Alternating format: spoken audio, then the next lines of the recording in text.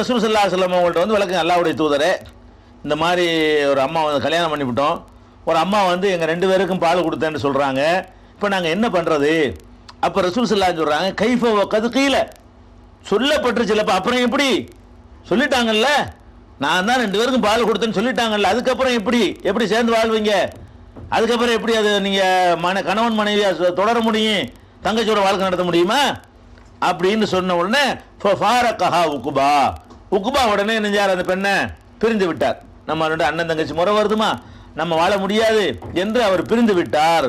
உனக்கஹத்து ஜௌஜன் கைரஹு, அந்த அம்மா அந்த பொண்ணு வந்து வேற ஒரு புருஷனை கல்யாணம் பண்ணிக்கிருச்சு அப்படிங்கிற செய்தி புகாரில் நான் ஏற்கனவே சொன்ன எண்களை கொண்ட ஹதீஸாக பதிவு செய்யப்பட்டிருக்கிறது. இதெல்லாம் வந்து என்னன்னு கேட்டால், அந்த பால் கொடுத்த ஒரு அம்மா வந்து சொன்னார்களே, ஆனால் அதை வந்து நம்ம அதை ஏற்றுக்கொள்ளலாம். ஆனால் எப்போ ஏற்றுக்கலான்னு கேட்டால், இல்லை இந்த பொம்பளை பொய் சொல்கிறான்னு சொல்கிறதுக்கு ப்ரூஃப் இருக்கணும். இவருக்கு அந்த மாதிரி எந்த ஒரு ப்ரூஃபும் இல்லை. சும்மாச்சு ஏன் கெடுக்கிறதுன்னு சொல்லலாம்ல, வந்துக்கிட்டு 2 பேரும் எந்த கல்யாணத்தையும் கெடுத்து விட்டுலாமே. ஒரு பொம்பளை நினைச்சா உங்கள் 2 பேருக்கு நான் தான் பால் கொடுத்தேன்னா அப்படி சொல்கிறதுக்கெல்லாம் இல்லை. இவ வந்து அந்த அரபு நாட்டை பொறுத்த வரைக்கும், அது குறிப்பாக மக்கா ஏரியாவில் என்ன நடந்துச்சுன்னு கேட்டால், எல்லாருமே பால் கொடுக்க வெளியே அனுப்பி விட்ருவாங்க.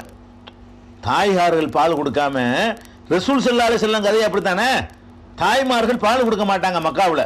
அது என்னமோ கௌரவ குறைவாக நினைத்து கொண்டு என்ன செய்வாங்கன்னு கேட்டால், அதை வந்து வெளியே கிராமங்களுக்கு அனுப்பி விட்ருவாங்க. அங்கே போய் பால் கொடுத்து 2 வருஷத்துக்கு பிறகு கூட்டிகிட்டு வருவாங்க பிள்ளைய. அந்த மாதிரி ஒரு பழக்கம் இருந்ததுனால இந்த பொம்பளை வந்து சொல்லும் பொழுது அதெல்லாம் கிடையாதுன்னு மறுக்க இயலாது. இவரை வெளியே அனுப்பி இருக்கிறாங்க பால் கொடுக்கறதுக்காக வேண்டி. அதனால எல்லா பிள்ளைகளுக்குமே இந்த மாதிரியான ஒரு பழக்கம் அன்னைக்கு இருந்துச்சு. குழந்தை வெளி செவிலித்தாய் மூலமாக பால் ஊட்டுதல் என்ற பழக்கம் அன்னைக்கு சர்வசாதாரணமாக இருந்ததுனால அப்படி சொல்லிட்டாங்க. இன்னைக்கு ஒரு பொம்பளை வந்து உங்கள் 2 பேருக்கு நான் தான் பால் கொடுத்தேன்னா உடனே கேட்கணும்னு அவசியம் கிடையாது. அது எங்கள் குடும்பத்து வழக்கமே இல்லைம்மா, நாங்கள் தாய்ப்பால் தான் குடிப்போம், வெளியிலலாம் கொடுக்குற வழக்கம் இல்லைன்னு போயிடலாம். அதுக்கு ப்ரூஃப் இருந்துச்சுன்னா அது வேறு விஷயம். ப்ரூஃப் இல்லாத ஒரு விஷயமா அந்த பொம்பளை சொல்கிறது பொய் என்று நிரூபிக்க நம்மள்ட்ட சான்று இல்லைன்னு சொன்னால், அதையே சாட்சியமாக ஏற்றுக்கொண்டு அதை வந்து பிரித்து வச்சிடணும்னு விளங்குறது. அதனால இதில் என்ன கவனிக்கணும்னு கேட்டால், நாம் மார்க்கம் சொல்கிற அந்த வரம்புக்கு 2 வருஷத்துக்கு உட்பட்ட எந்த குழந்தைக்காவது 5 தடவை வயிறார நம்ம ஒரு பெண்ணு பால் ஊட்டியிருந்தாங்கன்னு சொன்னால், அது சம்பந்தமாக அவங்க தகவலை பரப்பி வச்சிடணும். ஹராம் வந்துடக்கூடாது இல்லையா? ஒரு பெண்ணு வந்து வயிறார ஒரு 5 தடவை 2 வருஷத்துக்கு உட்பட்ட குழந்தைக்கு பால் ஊட்டினா, நான் இந்த பிள்ளைக்கு பால் ஊட்டியிருக்கிறேன் அப்படிங்கிறது அவங்க வட்டாரம் தெரிஞ்சவங்க போனவங்க ஒரு 10 பேர் 20 பேர் சொல்லி வச்சுக்கிட்டாங்கன்னா, நாளைக்கு ஒரு என்ன பால் ஊட்டுறதுக்கும் கல்யாணத்துக்கும் மத்தியில் 20 வருஷம் 25 வருஷம் இருக்குது, தேவைப்படுது. மறந்து போயிடும், உலகத்துக்கு மறந்து போயிடும். இன்னைக்கு பால் கொடுப்போம், அவன் 25 வயசு ஆகும், அதெல்லாம் யாருக்கு யாவும் இருக்காது, யார்கிட்ட பால் குடிச்சான்னு விசாரிக்க மாட்டாங்க. அதை கொஞ்சம் பரப்பி விட்டுட்டோன்னு வைங்களேன், அப்போ 4 பேருக்கா தெரிஞ்சிருங்க, தெருவில் 4 பேர் தெரிஞ்சிருக்கட்டா, என்னப்பா நீ பேசுகிற, இது உனக்கு சரி வராதப்பா, உனக்கு தங்கச்சி முறை வருமாப்பான்னு சொல்லிடுவாங்க. அதனால இது மார்க்கத்தில் இப்படி ஒன்று இருக்கிற காரணத்தினால் இந்த மாதிரி நம்ம வந்து அந்த ஹராம் நமக்கு வந்துடக்கூடாது, நம்ம சந்ததிகள் நம்ம புள்ள குட்டிகள் அது மாதிரி தப்பான முறையில் பண்ணிடக்கூடாதுன்னு யார் இப்படி செய்கிறாங்களோ அவங்க என்ன பண்ணிடணும், அதை ஒரு ரெக்கார்ட் பண்ணி அதை வந்து பரப்பி வச்சுட்டாங்கன்னு சொன்னால் அந்த மாதிரியான ஒரு பிரச்சனை வராது. இதை நம்ம வந்து விளங்கிக்கிறணும். இது ஒரு சட்டம். அடுத்தது, குழந்தைக்கு பால் ஊட்டியதற்கு பிறகு இந்த குழந்தைக்கு செய்ய வேண்டிய இன்னொரு விஷயம், மார்க்க ரீதியாக மற்றெல்லாம் தான் செய்வோம், சோறு கொடுக்குறலாம் சொல்ல தேவையில்லை, சோறு கொடுப்பாங்க, கஞ்சி கொடுப்பாங்க, அதெல்லாம் வந்து சொல்லிக்கிற வேண்டிய அவசியம் கிடையாது. குழந்தைக்குன்னு நம்ம என்ன செஞ்சு கொண்டிருக்கிறோமோ அதெல்லாம் கரெக்டாக இருந்தால் அதை போய் தனியாக சொல்லிட்டு இருக்க வேண்டியதில்லை. என்னென்ன மார்க்க ரீதியாக அதில் செய்ய வேண்டியிருக்கு அதை சொல்லணும், எது தப்பாக செய்யணுமோ அதுகளை சொன்னால் போதும். இல்லைன்னா பிறப்புலேருந்து இறப்பு வரைக்கும் அப்படின்னு சொல்லிட்டு இருக்க முடியாது. அதுக்கப்புறம் என்னன்னு கேட்டால், குழந்தைக்கு செய்ய வேண்டிய விஷயம், ஒரு ஆம்பளை பிள்ளையாக இருந்தால் அதுக்கு வந்து சுண்ணத்து பண்ணுறதுன்னு ஒன்று இருக்குது மார்க்கத்தில். ஹத்துனான்னு சொல்கிறோம் இல்லையா, ஹத்துனாண்டு பல பகுதிகளில் சொல்லுவோம், சில பகுதியில் சுண்ணத்து கல்யாணம்பாங்க, சில பகுதியில் வெறும் சுண்ணத்து பண்ணுறாங்கம்பாங்க, சுண்ணத்து விடுறதும்பாங்க, சுண்ணத்து பண்ணுறதும்பாங்க, ஹத்துனா செய்கிறதும்பாங்க, பல விதமான பேர்கள். அப்போ இந்த சுண்ணத்து பண்ணுறதை பற்றியான ஒரு சட்டங்களை நம்ம தெரிஞ்சு வச்சுக்கிறணும். இது வந்து நபிகள் நாயகம் ஸல்லல்லாஹு அலைஹி வஸல்லம் சொல்கிறாங்க, ஹம்சும் மினல் ஃபித்ரா, 5 காரியங்கள் இருக்கின்றன, அது இயற்கையான சுண்ணத்து, அதுக்கு பேருங்க. சுண்ணத்தில் 2 சுண்ணத்தை பிரிக்கிறாங்க. இந்த 5 காரியங்களை ரசூல் ஸல்லல்லாஹு அலைஹி சொல்றாங்க, இது இயற்கை சுண்ணத்து, இயற்கையான சுண்ணத்து. என்ன இயற்கையான சுண்ணத்து அப்படின்னு கேட்டால், ஒன்று வந்து அல் ஹித்தான், ஒன்று வந்து அந்த ஹத்னா பண்ணுறது, அந்த சுண்ணத்து பண்ணுறது. ரெண்டாவது வந்து ஒல் இஸ்திஹதாத், மர்மஸ்தானத்தினுடைய மயிர்களை களையுதல். ஒ நத்ஃபுல் இபுத்தி, அக்குள் முடியை நீக்குதல். ஒ தக்லீமுல் அல்ஃபார், நகங்களை வெட்டுதல். ஒ கசு ஷாரிபி, மீசையை கத்தரித்தல், இந்த 5 காரியங்களும் ஃபித்ரா, அதாவது இயற்கையான சுன்னத்து என்று நபிகள் நாயகம் ஸல்லல்லாஹு அலைஹி வஸல்லம் சொன்னாங்க. அது இயற்கையான சுன்னத்துன்னு சொன்னாங்க. அது சுன்னத்துல இயற்கைன்னு ஒன்று இருக்குதான்னு கேட்டா இது இயற்கையான சுன்னத்து தான். என்ன இயற்கையான சுன்னத்துன்னு கேட்டா இந்த விஷயங்கள் எல்லாம் இப்ராஹிம் நபி வழியாக அந்த மக்களுக்கு வழங்கப்பட்டது. இப்ராஹிம் நபி வழியாக வந்த ரசூலுல்லாஹ் காலத்து மக்கள் இப்ராஹிம் நபி கொண்டு வந்த எல்லாத்தையும் மாற்றி விட்டாங்க. இப்ராஹிம் நபி வந்து தௌஹீதை மாற்றி விட்டாங்களே. ரசூல் ஸல்லல்லாஹு அலைஹி வஸல்லம் காலத்தில் வாழ்ந்த அந்த மக்கள் என்ன பண்ணாங்கன்னு கேட்டால் இப்ராஹிம் நபி சொல்லிட்டு போன தௌஹீது கொள்கையை மாற்றினாங்க, காபாவை நிர்வாணமாக வளம் வந்தாங்க, எல்லா விஷயத்திலையும் ஏற்கமாக நடந்துட்டாங்க. அவங்க கூட இந்த 5 விஷயத்தை செஞ்சாங்க. இயற்கையாக இருந்தால் மாறாது பாருங்களேன், இது மட்டும் மாற முடியல. அவங்க எல்லா தப்புகளும் நடந்து போனா கூட இந்த 5 காரியம் கரெக்டாக சுன்னத்து பண்ணி போடுவாங்க. அவங்களுக்கு அந்த இப்ராஹிம் நபியுடைய வழியில வந்து இப்ராஹிம் அலைஹிஸ்ஸலாம் காலத்திலிருந்து கண்டினியூவா அந்த செயல் வந்து அரபு சமுதாயத்தில் விடாமல் இருந்துகிட்டே வருது. அதே மாதிரி மீசையெல்லாம் கரெக்டாக அழகாக கட் பண்ணி வச்சிருப்பாங்க. காட்டு மிராடி மாதிரி இருக்க மாட்டேன், அந்த விஷயத்தில் கரெக்டாக இருப்பாங்க. மீசையை கட் பண்ணுறது, அது மாதிரி வந்து அக்குள்ள இந்த முடியெல்லாம் கரெக்டாக டயத்துக்கு எடுத்துடுறது, இது மாதிரி விஷயங்கள்லாம் இந்த அரபுகள் என்ன செஞ்சாங்க, நகம் வெட்டுறது கரெக்டாக இருந்தாங்க. அப்போ ரசூல் ஸல்லல்லாஹு அலைஹி வஸல்லம் பார்க்குறாங்க, என்னடா மொத்தத்தை இப்ராஹிம் நபியுடைய மார்க்கத்தை முழுசாக மாற்றி விட்டாங்க, இந்த 5 மட்டும் கரெக்டாக கடைப்பிடிக்கிறாங்களே. இந்த 5 இயற்கை எப்படி மாறாதோ, ஒரு மனுஷனோட இயற்கை மாறுமா? இயற்கை மாறாது. அந்த இயற்கை எப்படி மாறாது அது மாதிரி இது மாறாமல் இருக்கிறது. எல்லா காட்டு மிராண்டி தரத்தையும் செஞ்சவங்கள்ட்ட இந்த 5 மட்டும் மாறலையே, அது சுபாவம் மாதிரி ஆகி போச்சே அப்படிங்கிறதுக்காக வேண்டி சொன்னாங்க 5 விஷயம் இயற்கை சுன்னத்துன்னு சொல்லி. இன்னொரு அறிவிப்புல 10 விஷயம்னு கூட வருகிறது, அது பிரச்சனை இல்லை. நம்ம பாயிண்ட்டுக்கு வருவோம். இந்த 5 காரியங்கள்ல ஹத்னாங்கிறது ஒன்று. ஹத்னாங்கிறது ஒரு சுன்னத்து, அது ஆனால் கட்டாயம் கிடையாது. ஒருவர் வந்து ஹத்னா செய்யலைன்னா அவர் இஸ்லாத்தை விட்டு வெளியே போயிடுவார் அப்படிலாம் நினச்சிக்கிறாங்க. ஆக மாட்டார். ஹத்னா செய்யலைன்னா அவர் கல்யாணம் பண்ணக்கூடாது அப்படி கிடையாது. ஹத்னா செய்யலைன்னா பள்ளியாச பக்கம் அவர் வரக்கூடாது அப்படிலாம் கிடையாது. ஹத்னா என்பது வந்து எப்படி நகம் வெட்டுவது சுன்னத்தான காரியமோ, அதே மாதிரி மீசையை கத்தரித்து கொள்வது எப்படி வந்து உதட்ட மூடாம கத்தரித்து கொள்வது எப்படி சுன்னத்தான காரியமோ, அதே மாதிரியான ஒரு சுன்னத்தான காரியம் இது இந்த ஹத்னா. அதுக்கு பேரே சுன்னத்து தானே சொல்றாங்க. நடைமுறையில் கூட அந்த ஹத்னாவுக்கு பேரே என்னது, சுன்னத்துன்னு தான் பேர் வச்சிருக்கிறாங்க. சுன்னத்துனால என்ன அர்த்தம், செய்தால் அதிகமான நன்மை தரக்கூடியது, செய்யலைன்னா குற்றம் பிடிக்க மாட்டான் அல்ல அப்படிங்கிற மாதிரியான ஒரு காரியம். அதுதான் அந்த சுன்னத்துங்கிறது. அப்போ இந்த சுன்னத்துங்கிறது வந்து ரசூல் ஸல்லல்லாஹு அலைஹி வஸல்லம் காலத்திலிருந்து வலியுறுத்தப்பட்ட ஒரு விஷயம். இப்ராஹிம் நபி காலத்திலிருந்து இருக்கிறது. அன்றைக்குள்ள அரபுகள் பூராவுமே அபூஜஹிலிருந்து எல்லாருமே பண்ணாங்க, இது பண்ணியிருந்தாங்க.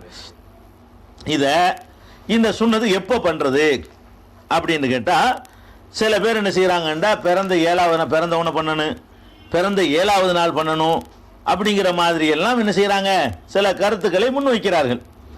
அதுக்கு சான்றாக சொல்வதாக இருந்தால்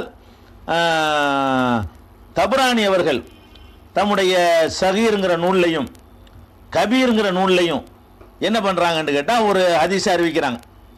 என்னன்னு கேட்டால் ஹத்தனஹுமா லிஸபஅத்தி ஐயாமின், ரசூல் ஸல்லல்லாஹு அலைஹி வஸல்லம் அவர்கள் ஹசன் ஹுசைன் 2 பேருக்குமே 7வது நாள் ஹத்னா பண்ணாங்க.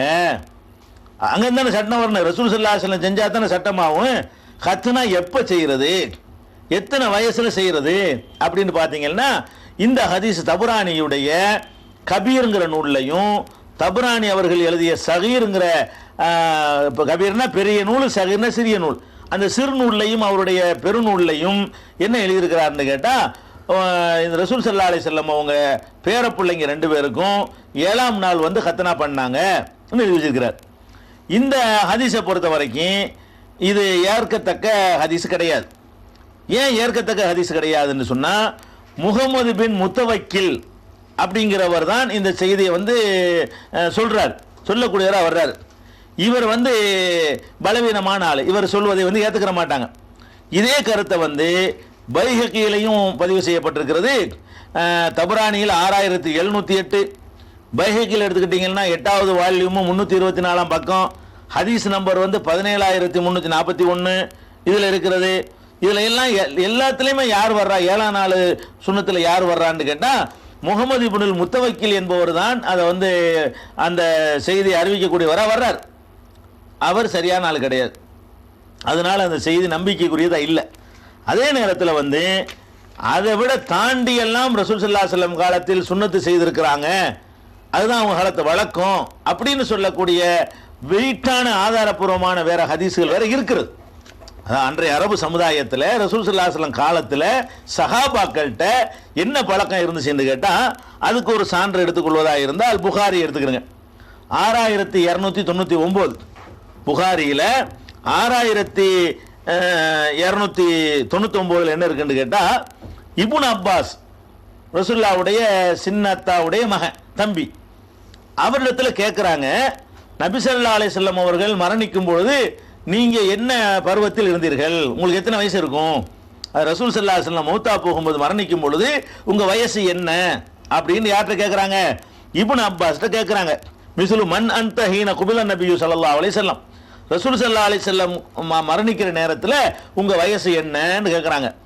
அவர் சொல்றாரு, கால அன யௌமஇதின் மக்தூனுன், நான் அன்னைக்கு ஹத்னா செய்யப்பட்டிருந்தேன். அவர் சொல்றாரு, அன்னைக்கு ரசூல் ஸல்லல்லாஹு அலைஹி வஸல்லம் வஃபாத் ஆகிற காலத்தில் எல்லாம் நான் ஹத்னா செய்யப்பட்டவனாக இருந்தேன், சுன்னத்து செய்யப்பட்டவனாக இருந்தேன் அப்படின்னு சொல்லிட்டு அவரை சொல்றாரு. ஒகானு லா யஹ்ததினூன ரஜுல ஹத்தா யுத்ரிக, ஒரு ஆணுக்கு பருவ வயசை அடைகிற வரைக்கும் ஹத்தனை செய்ய மாட்டாங்க, அதான் வழக்கம். அப்ப நான் பருவ வயசு அடைஞ்சிருந்தேன் அவர் சொல்றாரு. ரசூலுல்லாஹ் மூத்தப்போ சுன்னத்தெல்லாம் பண்ணியாச்சுங்கிறார். அப்ப சுன்னத்தெல்லாம் பண்ணியாச்சுன்னா 7 நாள் அர்த்தமா? இது இல்ல, அவரே விளக்கம் சொல்றாரு. சுன்னத்தெல்லாம் பண்ணியாச்சுன்னா என்ன அர்த்தம் தெரியுமா? அந்த பருவம் அடையும் போதுதான் சுன்னத் செய்யற வழக்கம். காணுண்டா நபித்தோழர்கள் லா யஹ்ததினூன ரஜுல யஹ்தனூன ரஜுல ஹத்தா யுத்ரிக, ஒரு ஆண் பருவத்தை அடைகிற வரைக்கும் அந்த ஹத்னா செய்ய மாட்டாங்க. 3 வயசு ஹத்னா 4 வயசு ஹத்னாவெல்லாம் இல்லை, அன்னைக்கு கிடையாது. அதனால நானும் பருவ வயசு அடைஞ்சிருந்தேன், எனக்கு அந்த கட்டத்தில் ஹத்னா பண்ணியிருந்தாங்க அப்படின்னு சொல்றாரு. இது புகாரில் 6299 இருக்கிறது. இன்னொரு ஹதீஸில் இப்னு அப்பாஸ் சொல்றாங்க, மாத்த ரசூலுல்லாஹி ஸல்லல்லாஹு அலைஹி வஸல்லம் வ அனபுனு அஷ்ர சினீன், எனக்கு 10 வயசு இருக்கும்போது ரசூல் ஸல்லல்லாஹு அலைஹி வஸல்லம் மௌத்தா போனாங்க. வ அன மக்தூனுன், எனக்கு ஹத்னாவும் செஞ்சு இருந்துச்சு அப்படிங்கிறாரு. அப்போ 10 வயசுல பருவம் அடைஞ்சிருவாங்க. அந்த அரபு நாட்டு வெப்பத்தில் அப்படி ஆயிருக்கலாம் போல இருக்கு. அல்லது பருவம் அடைகிறதுக்கு பதிலாக விவரம் உள்ளவன் ஆகுறதுங்கிற கருத்து. அப்போ 10 வயசுல ஹத்னா பண்ணாங்க என்ற ஒரு ஹதீஸ் அகமதுல இப்னு அப்பாஸ் சொன்னதாக 2470வது ஹதீஸில் நீங்க பார்க்கலாம். அதனால ஹத்னாங்கிறது என்ன விளங்கிக்கணும்னு கேட்டால் அது 7வது நாள் செய்யணுங்கிறலாம் கிடையாது. அதுக்கு வயசு ரசூலுல்லாஹ் சொல்லலை. இந்த மாதிரி ஒரு 10 வயசு 15 வயசு வரைக்கும்லாம் கூட நினைஞ்சிருக்கிறாங்க, ஹத்னா பண்ணாமல் இருந்திருக்கிறாங்க என்பதை பார்க்கணும். இந்த ஹத்னா என்ற சுன்னத்து கல்யாணம்னு சொல்கிறாங்க இல்லையா, இந்த நிகழ்ச்சியை பொறுத்த வரைக்கும் நபிகள் நாயகம் ஸல்லல்லாஹு அலைஹி வஸல்லம் அவர்கள் இத்தனை நாளுக்குள்ளே செய்யுங்க, 1 வருஷத்துக்குள்ளே செஞ்சுருங்க, அல்ல 7ஆம் நாள் செய்யுங்க, 15 நாளில் செஞ்சுருங்க, 15 வருஷத்தில் செய்யுங்க என்றெல்லாம் எந்த விதமான கெடுவும் நிர்ணயிக்கலை. ஆனால் அன்னைக்கு ஒரு வழக்கம் இருந்துச்சு, பருவம் வயசு அடைகிற கட்டத்தில் சுன்னத்து பண்ணுவாங்கன்னு ஒரு வழக்கம் இருந்துச்சு. அந்த வழக்கத்தை ரசூல் ஸல்லல்லாஹு அலைஹி வஸல்லம் நிராகரிக்கலை. அந்த வழக்கம் ஓகே, அது வரைக்கும் இருந்தால் ஓகே, அதை தாண்ட விடக்கூடாது. பருவ வயசு வரைக்கும் அந்த கெடு இருக்குன்னு விளங்கிக் கொள்ளணும். அதனால நீங்கள் குழந்தை பிறந்த அன்னைக்கே செய்கிறது நல்லதுங்கிறீங்களா, அது குற்றம் கிடையாது. 3 வயசில் செய்யணுங்கிறீங்களா, அது குற்றம் கிடையாது. அல்ல 7ஆம் நாள் தான் செய்யணும், 7ஆம் நாள் சட்டம் போடக்கூடாது எல்லாத்துக்கும், அது ஆதாரம் கிடையாது. ஆனால் 7 நாள் தான் செய்ய வசதின்னு நினைக்கிறீங்களா, செஞ்சுட்டு போங்க. 15 வயசு பருவ வயசு அடைகிற வரைக்கும் ஒரு குழந்தைக்கு சுன்னத்து பண்ணாமல் இருப்பதற்கு ரசூல் ஸல்லல்லாஹு அலைஹி வஸல்லம் அனுமதி கொடுத்துருக்குறாங்க. புகாரில் அந்த ஹதீஸில் நம்ம சொன்னோம் இல்லையா, அதில் என்ன வருது? நான் ரசூல் ஸல்லல்லாஹு அலைஹி வஸல்லம் மரணிக்கும் பொழுது சுன்னத்து பண்ணுற வயசு அடைஞ்சிருந்தேன். சுன்னத்து வயசுக்கு வந்தவன தான் பண்ணுவாங்க, பருவம் அடைஞ்சவன தான் பண்ணுவாங்க, அதான் வழக்கம் அப்படின்னு இப்னு அப்பாஸ் சொன்னாங்க இல்லையா. அதை ஆதாரமாக கொண்டு நம்ம என்ன முடிவுக்கு வரலாம்? அதான் எண்டு. அது வரைக்கும் ரசூலுல்லாஹ்வுடைய அங்கீகாரம் இருக்குது. அதனால 15, 14, 13, 12, 10, 11, 9, 8, 7, 6, 5 இந்த மாதிரி வயசுகளில் அது கீழே அது பிறந்தவனே செஞ்சு போடுறீங்களா, இன்னும் ஈஸியாக இருக்குங்கிறீங்களா, சீக்கிரம் ஆறி போயிரும்னு சொல்றாங்களா மருத்துவர்கள்லாம். அப்படி செஞ்சாலும் குற்றம் கிடையாது. ஆனால் என்ன பண்ணக்கூடாது? அல்லாஹ்வும் ரசூலும் ஒரு டைம் ஃபிக்ஸ் பண்ணாத பொழுது நம்ம ஃபிக்ஸ் பண்ணி சொல்லக்கூடாது, நீ 3 செய்யணும், 10 செய்யணும், 4 வயசுலாம் செய்யணும் அப்படின்னு நிர்ணயிச்சோம்னா மார்க்கத்தில் நம்ம தலையிட்ட மாதிரி ஆயிரும். அதான் விஷயமே தவிர அதுக்கு ஒரு வயசு கிடையாது. அதோட இன்னொன்று ஞாபகப்படுத்திக்கிற வேண்டி இருக்கிறது, இந்த சின்ன பசங்கள்லாம் பள்ளிவாசலுக்கு வரும் பொழுது சுண்ணத்து பண்ணாட்டி வராடன்னு விரட்டி விட்றாங்க. நிறைய ஊர்கள் நம்ம பார்த்துருக்குறோம். சார் பாய் அஜர்த்து சுண்ணத்து பண்ணாதவன் அப்படின்னு ஒரு பையன் போட்டு கொடுத்துருவாங்க. பள்ளிவாசல் இந்த ரமலானில் ஜும்மாவுக்குலாம் வரும்போது விரட்டி அடிப்பாங்க, நீ சுண்ணத்து பண்ணாமல் என்னடா பள்ளிவாசலுக்குள்ளே வர்ற அப்படிம்பாங்க. ஆனால் நபிகள் நாயகம் ஸல்லல்லாஹு அலைஹி வஸல்லமுடைய காலத்தில் அவர் மௌத்தா போகும்போது தான், ரசூல் ஸல்லல்லாஹு அலைஹி வஸல்லம் மௌத்தா போகிற வருஷம் இருக்கு பாருங்க, கடைசி வருஷம், அப்போ தான் இப்னு அப்பாஸ் சுண்ணத்து பண்ணுறாங்க. அதுக்கு முன்னாடி எல்லாம் நபி ஸல்லல்லாஹு அலைஹி வஸல்லம் அவர்களோடு சேர்ந்து இப்னு அப்பாஸ் இரவு தொழுதான்னு வருது, ஹதீஸ் வருதுன்னு பார்க்குறோம். வீட்டில் போய் தங்கினேன், ரசூலுல்லாஹ் எழுந்து தொழுதாங்க, இடது பக்கம் நின்று வலது பக்கம் திருப்பினாங்க, அவங்கள ஃபாலோ பண்ணி நான் தொழுதேங்கிறாங்க. அப்படியே சுண்ணத் பண்ணா போய் ஏன் தொழுறேன்னு கேட்கல ரசூல் ஸல்லல்லாஹு அலைஹி வஸல்லம். அதே மாதிரி வந்து ரசூல் ஸல்லல்லாஹு அலைஹி வஸல்லம் அவர்களை பின்பற்றி வந்து ஒரு ஜனாசா தொழுகையை நான் கலந்துக்கிட்டேன் அப்படின்னு இப்னு அப்பாஸ் சொல்றாரு. அவர் கடைசி வருஷம் தான் அவருக்கு சுண்ணத்தை பண்ணியிருக்குது. அதுக்கு முந்தி பல நிகழ்ச்சிகளில் அவர் போய் என்ன பண்ணியிருக்காரு, நான் ஜனாசா தொழுதேன் அப்படின்னு சொல்ற ஹதீஸு புகாரில் 1321 ஹதீஸா நீங்க பார்க்கலாம். அதே மாதிரி வந்து ஒரு சாயிப் இப்னு யஸீத் சொல்றாங்க, என்னுடைய தகப்பனார் வந்து என்னை 7 வயசுல ஹஜ்ஜி கூட்டிட்டு போயிட்டாரு, நான் 7 வயசுல ஹஜ்ஜி செஞ்சவன் அப்படிங்கிறாரு. 7 வயசுல கத்னா செய்யற வழக்கம் கிடையாது. அப்ப 7 வயசுல ஹஜ்ஜி செஞ்சாருன்னா ஹஜ்ஜில் தொழுவத்தனை செய்வாங்க முக்கியமா, மற்ற பள்ளியில் தொழுவோட காபத்துல்லாவில் தொழுவற முக்கியமான சிறப்பானது இல்லையா? அப்போ ஹஜ்ஜி செய்கிறதுக்கு 7 வயசுல அங்கே கூட்டிட்டு போயிட்டான். ஹரம் ஷரீஃபுக்குள்ளே போய் தொழுவலாம்னு சொன்னா பள்ளிவாசலுக்கு சுண்ணத்து முன்னாடி வரக்கூடாதுன்னு எப்படி சொல்லுவீங்க? சுண்ணத்து பண்ணாமல் கூட்டிட்டு போயிருக்காங்களே இல்லையா? அதே மாதிரி வந்து ஒரு பெண்ணு, இது எங்க இருக்கு, புகாரில் 1858 1859 ஆகிய ஹதீசுகளில் இதை நீங்கள் பார்க்கலாம். அதே மாதிரி நபி ஸல்லல்லாஹு அலைஹி வஸல்லம் வந்து ஹஜ்ஜுக்கு போயிருக்கும் பொழுது ஒரு பெண்மணி என்ன செய்யறாங்கன்னா, ஒரு குழந்தையை தூக்கி, ஒரு பையனை தூக்கி இப்படி தூக்கி காட்டி, அலிஹாதா ஹஜ்ஜுன், அல்லாஹ்வுடைய இந்த பையனுக்கு ஹஜ் இருக்கான்னு கேட்குறாங்க. ஹஜ்ஜுக்கு அந்த பையனை கூட்டிட்டு இருந்துச்சு அந்த அம்மா, மகனை, சின்ன பையனை, இந்த பையனுக்கு ஹஜ் இருக்குதா? ரசூல் ஸல்லல்லாஹு அலைஹி சொல்றாங்க, ஆமா நாம் வலைக்கி அஜ்ருன், அவனை ஹஜ் செய்யட்டும், கூலி உனக்கு கிடைக்கும் அப்படிங்கிறாங்க. இது எங்க இருக்குன்னா முஸ்லீம்ல 2377, 2378, 2379. எதுக்கு இந்த விவரங்களை சொல்றோம்னு கேட்டா, நம்ம சமுதாயத்தில் வந்து இந்த சுண்ணத்து பண்ணுதல் கண்டிப்பா செய்யணும், வலியுறுத்தப்பட்ட சுண்ணத், சந்தேகம் கிடையாது. அது வந்து தொழுகைக்கு தடுக்கிற விஷயம் கிடையாது, அது நோன்பை தடுக்காது. ஒருவர் இஸ்லாத்திலே சேர வர்றாரு, நீ சுண்ணத்து பண்ணா தான் சேர முடியும், இந்த வரவன் நிறுத்தி விட்டுறக்கூடாது, அப்படிலாம் செய்யறாங்க. சுண்ணத்துங்கிறது வலியுறுத்தி சொல்லணும். இன்னும் ஒரு வகையில் நான் தெளிவாக நான் சொல்வதாக இருந்தால், தாடியை வலியுறுத்தின அளவுக்கு கூட இது வலியுறுத்தல், அதுக்கு அடுத்த நிலையில் உள்ளதுதான் இது. இஸ்லாத்துக்கு வர்றவர் தாடி நீங்க சட்டம் பண்ணுங்களும் பார்ப்போம். அப்ப தாடி வலியுறுத்துற அளவாவது கொஞ்சம் கூடுதலாக ரசூல் ஸல்லல்லாஹு அலைஹி வஸல்லம் வலியுறுத்தி இருக்கிறாங்க. அந்த வலியுறுத்தின அளவை எடுத்துக்கிட்டீங்கன்னா, தாடிக்கு வலியுறுத்தின அளவை விட கத்தனாவுக்கு வலியுறுத்தின அளவு குறைவு. அதனால நீங்க அதை என்னவாக்க கூடாது, அது செய்யணும். தாய் தந்தையர்கள் வந்து குழந்தைக்கு சுண்ணத்து செய்யணும், பருவ வயசாரையருக்குள்ள செய்யணுங்கிறதெல்லாம் ஓகே. அதே நேரத்தில் வந்து இஸ்லாத்தை நோக்கி வரக்கூடிய மக்கள்கிட்ட போய்கிட்டு நீ செஞ்சாதான் இஸ்லாத்தில் இல்லாட்டி ஓடி போன்னு சொன்னா, சுண்ணத்து செய்யாட்டி ஒருத்தர் வந்து நிரந்தர நரகத்துக்கு போயிட மாட்டாரு, இஸ்லாத்தில் ஏத்துக்கலன்னு நிரந்தர நரகத்துக்கு போயிடுவார். அப்ப நீ நிரந்தர நரகத்துக்கு போப்பான்னு அவனை விரட்டி விடுற மாதிரி என்ன செய்யறாங்க, நீ சுண்ணத்து பண்ணலையா இங்க வரக்கூடாது அப்படின்லாம் சொல்லக்கூடாது. அது வந்து பெரிய பாரதூரமானது. அவரா விளங்கி எத்தனை பேர் பரம்பரை முஸ்லீம் சொல்லிக்கிட்டு 1000 ஹராம செய்யறான். அவன் ஒரு சுண்ணத்து விட்டவனா இருந்தா உங்களுக்கு என்னங்கிறான். அவன் விளங்கி அல்லாஹ்வுடைய மறுமையுடைய அச்சம் வரக்கூடிய நேரத்தில் அவன் செய்வான். அதை ஒரு சர்த்தாக கண்டிஷனாக போடுவது என்பது வந்து மார்க்கத்தில் அப்படி வலியுறுத்தப்படலை. அதே நேரத்தில் பெற்றோர்கள் வந்து குழந்தைக்காக இதை செய்யணும் அப்படிங்கிறத நம்ம விளங்கிக்கிறணும். அடுத்த விஷயம் என்னன்னு கேட்டா, இந்த சுண்ணத்துங்கிறதுக்காக வேண்டி நம்ம நடத்தக்கூடிய ஃபங்க்ஷன், சுண்ணத்துங்கிறதுக்காக வேண்டி நம்ம நடத்துகிற விழா, இதெல்லாம் பார்க்க வேண்டியிருக்கிறது. சில பகுதிகளில் சுண்ணத்து கல்யாணம்னு சொல்லி சின்ன பசங்களை குதிரைகளை ஏற்றி விட்டு ஊர்வலம் விட்டு அன்னைக்குன்னு புத்தாடை எடுத்து பயங்கரமான அதுக்குன்னு ஒரு செலவு, கடுமையான முறையில் செலவழித்து ஒரு கல்யாணம், இன்னும் சொல்ல போனால் ஒரு திருமணம் 10 திருமணத்திற்குரிய பட்ஜெட் ஒரு சுண்ணத்து கல்யாணத்துக்கு போட்டவர்களையெல்லாம் நாங்கள் வாழ்க்கையில் சந்திச்சிருக்கிறோம்.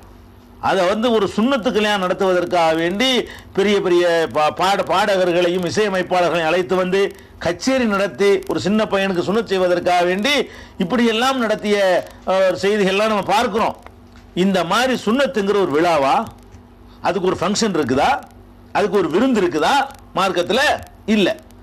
நபிகள் நாயகம் ஸல்லல்லாஹு அலைஹி வஸல்லம் அவர்கள் அவங்க பேரப்பிள்ளைக்கு எப்போ சுண்ணத்து பண்ணாங்க என்பதற்கு இருக்காரு இல்லையில?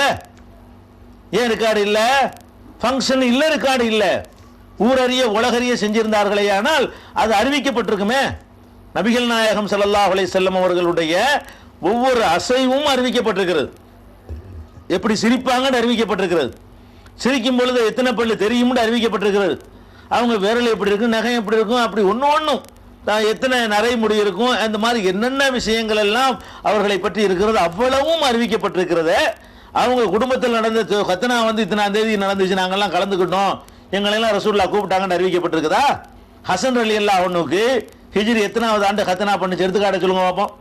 ஹுசைன் ரலியல்லாஹு அன்ஹுக்கு ஹிஜ்ரி எத்தனையில எந்த மாசத்துல கத்னா சுன்னத்து பண்ணாங்கன்னு காட்ட சொல்லுங்க பார்ப்போம். காட்ட முடியாது. அதுக்காக பண்ணலன்னு அர்த்தமா? பண்ணுனாங்க, ஆனா காட்ட முடியாது. ஏன் காட்ட முடியல? ரகசியமாக செய்யப்பட்டிருக்கிறது, அதுவும் தெரியல. அது ஊரறிய உலகறிய ரசூல் ஸல்லல்லாஹு அலைஹி வஸல்லம் சொல்லவில்லை, செய்யல. என் பையனுக்கு சுன்னத்து பண்ண போறேன் பேரனுக்கு அப்படின்னு ஒரு 4 பேர்கிட்ட சொல்லி இருந்தா கூட அது இன்னைக்கு ஹதீஸ் நூல்ல ரெக்கார்ட் ஆயிருக்கும். ஒரு ஆள்கிட்ட சொல்லி இருந்தா கூட, ஒரே ஒரு ஆளை கூப்பிட்டு இன்னைக்கு தான் பேரப்பிள்ளைக்கு சுன்னத்து பண்ண போறேன், அல்ல நேத்து என் பேரப்பிள்ளைக்கு பண்ணிட்டேன் அப்படின்னு சொல்லி இருந்தா கூட நபி ஸல்லல்லாஹு அலைஹி வஸல்லம் அவர்கள் ஹசனுக்கு இத்தனை வயசுல பண்ணுனாங்க, ஹுசைனுக்கு இத்தனை வயசுல பண்ணுனாங்க என்று அது ஒரு ரெக்கார்ட்ல வந்திருக்கும். அப்ப ரெக்கார்டு இல்ல, இப்ப 7ஆம் நாள் சுன்னத்து பண்ணாங்கிறது சரியில்லாத செய்தி. அது நம்ம ஏற்கனவே சொல்லிவிட்டோம். அப்ப இத்தனாம் தேதி தான் வந்து சுன்னத்து பண்ணுனாங்க, இந்த வருஷத்தில் பண்ணுனாங்க என்பதற்கு எந்த ரெக்கார்டும் கிடைக்கல என்று சொன்னா என்ன அர்த்தம்? விழா இல்லைன்னு அர்த்தம், அது ஃபங்க்ஷன் இல்லைன்னு அர்த்தம், அதுக்காக வேண்டி பெரிய பட்ஜெட் போட வேண்டியதுன்னு அர்த்தம். இன்னைக்கு சமூகத்தில் பார்க்கிறோம், பல சமுதாய தொண்டு இயக்கங்கள் எல்லாம் இலவச ஹத்னா முகாம் நடத்துறாங்க. ஹத்னா செய்வதற்கு இலவச ஹத்னா முகாம் நடத்த போறோம் வாங்கன்னு கூப்பிடுறாங்க. ஏன் தெரியுமா? ஹத்னாவை ஒரு பெரிய பணக்காரனுக்குரிய பட்ஜெட்டை ஆக்குனதுனால தான். ஹத்னாவை அதுக்குரிய ஒரு சிம்பிளான முறையில் செய்யறதுன்னு ஆக்கியிருந்தீங்கன்னு சொன்னா ஒவ்வொரு தாய் தந்தைக்கும் அது செய்ய முடியுமே. ஒரு 100 ரூபாய் 200 ரூபாயில செய்யற ஒரு காரியத்தை பிடிச்சிக்கிட்டு பல்லாயிரக்கணக்கான ரூபாயில செய்யணுங்கன்னு ஆக்கிட்டமா இல்லையா? அப்ப இது ஏழைகள் இருக்கிறாங்க, சமுதாயத்தில் இல்லாதவங்க இருக்கிறாங்க, நம்ம செய்யக்கூடிய ஆடம்பரங்கள் அவங்கள பாதிக்கும் அப்படிங்கிற உணர்வு கூட இல்லாம இதுக்காக வேண்டி ரொம்ப பெரிய அநியாயங்கள் இப்ப ஓரளவு குறைஞ்சிருக்கிறது. ஒரு காலத்தில் அநியாயங்கள் விடிய விடிய அந்த பையனை போட்டு தெருவால ஊர்வலம் அழைச்சிட்டு போய் ஊரில் ஏற்றி தங்க நகையை போட்டு அப்படி பண்ணி ஆமாம் அப்பா சுப்ஹானல்லாஹ் கோட்டு போட்டு சூட்டு போட்டு இதெல்லாம் பண்ணி அவங்க இந்த சுன்னத்து கல்யாணங்கிறத பண்ணுவாங்க. இதெல்லாம் வந்து இஸ்லாத்தில் இல்லாதது. அது ஒரு விழாவாக நடத்தக்கூடாது. அதுக்கு ஒரு விழாவோ, அதுக்கு ஒரு விருந்தோ, அதுக்கு ஒரு அஜரத்தோ, அதுக்கு ஒரு ஃபாத்தியாவோ, அதுக்கு ஒரு சடங்கோ ஒன்றும் கிடையாது. யார் அழகான முறையில் செய்வாங்களோ அந்த காலத்தில் வந்து அதுக்குன்னு செய்வதற்கு சில பேர் ஊருக்கு ஊர் இருப்பாங்க, அவர்கள் மூலமாக செய்தாங்க. இன்றைக்கு அதை விட நன்றாக செய்யக்கூடிய மருத்துவர்கள் வழியாக செய்கிறீங்களா, செஞ்சுட்டு போங்க. அவங்கள வச்சு தான் செய்யணுமே தவிர அந்த யார் நல்லா செய்வாங்களோ அவங்கள வச்சியோ அல்லது டாக்டர்களை வச்சு அவங்க தான் அதுக்கு தேவையே தவிர இதை செய்வதற்கு ஊர் பிரமுகர்களோ, முக்கியஸ்தர்களோ, ஜமாத்தார்களோ, உலமாக்களோ, பெரியார்களோ, விருந்துகளோ, விழாக்களோ, விசேஷங்களோ, புத்தாடைகளோ, ஆடம்பரங்களோ, தோரணங்களோ எதுவும் தேவை கிடையாது. அவங்கள சிம்பிளாக செஞ்சுட்டு போகக்கூடிய ஒரு மேட்டராக என்ன வரணும்? இந்த ஹத்னாங்கிறது வரணும். நபிகள் நாயகம் ஸல்லல்லாஹு அலைஹி வஸல்லம் காலத்தில் இந்த இப்போ நம்ம நடத்தக்கூடிய மாதிரியான முறையெல்லாம் ஹத்னாவில் இல்லை. அதனால் அவங்கவுங்க வீட்டில் வச்சு அந்த யார் செய்வார் அவரை வச்சு கூப்பிட்டு செஞ்சுட்டு போயிடணும். இது வந்து ஹத்னா சம்பந்தமாக தெரிஞ்சுக்கிற வேண்டிய அடுத்த விஷயம். இன்னொன்று, சில பகுதிகளில் அதாவது இப்போ காயல்பட்டினம் போன்ற இந்த கடலோர பகுதிகளில் வாழக்கூடிய முஸ்லீம்கள் வந்து பொம்பளை பிள்ளைகளுக்கு ஹத்னான்னு பண்ணி விட்டுறாங்க. பெரிய கொடுமை, மார்க்கத்தில் இல்லாத ஒன்று. இட்டு கட்டப்பட்ட தவறான ஒரு ஹதீஸின் அடிப்படையில் பெண்களுக்கு வந்து அவர்களுக்கு முக்கியமான ஒரு அவர்களுக்கு பயன்படக்கூடிய ஒரு பகுதியை வந்து வெட்டி எறிஞ்சிடுறாங்க. அது வந்து மார்க்கத்தில் தடை செய்யப்பட்டிருக்கிற ஒரு காரியம். அது வந்து ஒரு காட்டுமிராண்டித்தனமான ஒரு செயல். அது இஸ்லாத்தில் இல்லாத ஒன்று. பொய்யான ஒரு ஹதீஸின் அடிப்படையில் அதை சொல்லி கொண்டிருக்கிறார்கள். அதை வந்து அது மாதிரி சொல்லக்கூடிய ஒரு ஹதீஸ் வந்து அபூதாவுதுல 4587வது ஹதீஸில் இருக்கிறது. அபூதாவுது சொல்லி போடுறாரு லைஸஹு பில் கவி, இது வந்து சரியான செய்தி இல்லை அப்படிங்கிறாரு. முகமது இப்னு ஹஸ்ஸான்கிறவர் வந்து இதை சொல்லக்கூடியவராக வர்றாரு. அவர் மஜ்ஹூல்னு, அவர் யார் என்றே தெரியாதவர் அப்படிங்கிறத நீங்கள் பார்க்கலாம். அதே மாதிரி முஸ்னத் அஹ்மதுங்கிற நூல்லையும் 19794வது ஹதீஸா இடம்பெற்றிருக்கிறது. இது வந்து இவரை ஆதாரமாக எடுத்துக்கொள்ளக்கூடாது என்று ஃபத்ஹுல் பாரியில இப்னு ஹஜர் போன்ற அறிஞர்கள் யாரு இது சொல்லக்கூடிய ஹஜ்ஜாஜ் இப்னு அர்தாத் என்பவர் அறிவிக்கிறாரு. இவர் வந்து ஏற்கத்தக்க ஆள் கிடையாது, அப்படின்னு வந்து இப்னு ஹஜர் போன்றவர்கள் ஃபத்துல் பாரி 10வது வால்யூமில் 341 பக்கத்தில் சொல்கிறாங்க. இன்னும் ஏராளமான அறிஞர்கள் இது நிராகரிச்சிருக்கிறாங்க. இதை வந்து மதுஹபில் சொல்லப்பட்ட மதுஹப் கிதாபில் எழுதி வச்சிருக்காங்கிறதுனால இப்படி ஒரு கொடுமையை நம்ம பண்ணி கொண்டிருக்கிறோம். இதுவும் தவிர்க்கப்பட வேண்டிய ஒரு விஷயம். இது வரைங்கிறது. அடுத்து என்ன செய்கிறாங்கன்னு கேட்டால், ஆம்பளை பிள்ளைக்கு வந்து ஹத்னா மாதிரி பொம்பளை பிள்ளைக்கும் ஒரு விழா நடத்தணும்ல. ஆம்பளைக்கு ஹத்னா பண்ணி போடுறாங்க, பொம்பளை பிள்ளைக்கு என்ன பண்ணுறாங்க தெரியுமா?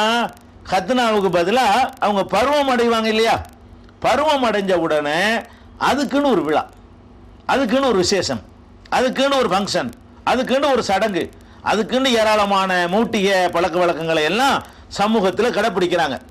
அப்போ ஒரு பெண்ணு வந்து பருவ வயசை அடையுதல் என்பது அது ஒரு விழா கொண்டாடுற விஷயமா இஸ்லாத்தில்? அதுக்கு ஏதாவது சடங்குகள் உண்டுமா? அப்படி ஏதாவது ரசூல் ஸல்லல்லாஹு அலைஹி வஸல்லம் வழிகாட்டி இருக்கிறாங்களா? இது இப்போ சில விஷயங்களுக்கு லைஃபான பலவீனமான ஹதீஸ் இருக்குன்னு சொல்கிறோமே, அப்படியான ஒரு ஹதீஸாச்சு இதுக்கு இருக்குதா? கண்ணை மூடிக்கிட்டு சொல்லலாம் இது ஒரு காட்டு மிராணி தனம்ன்றலாம்.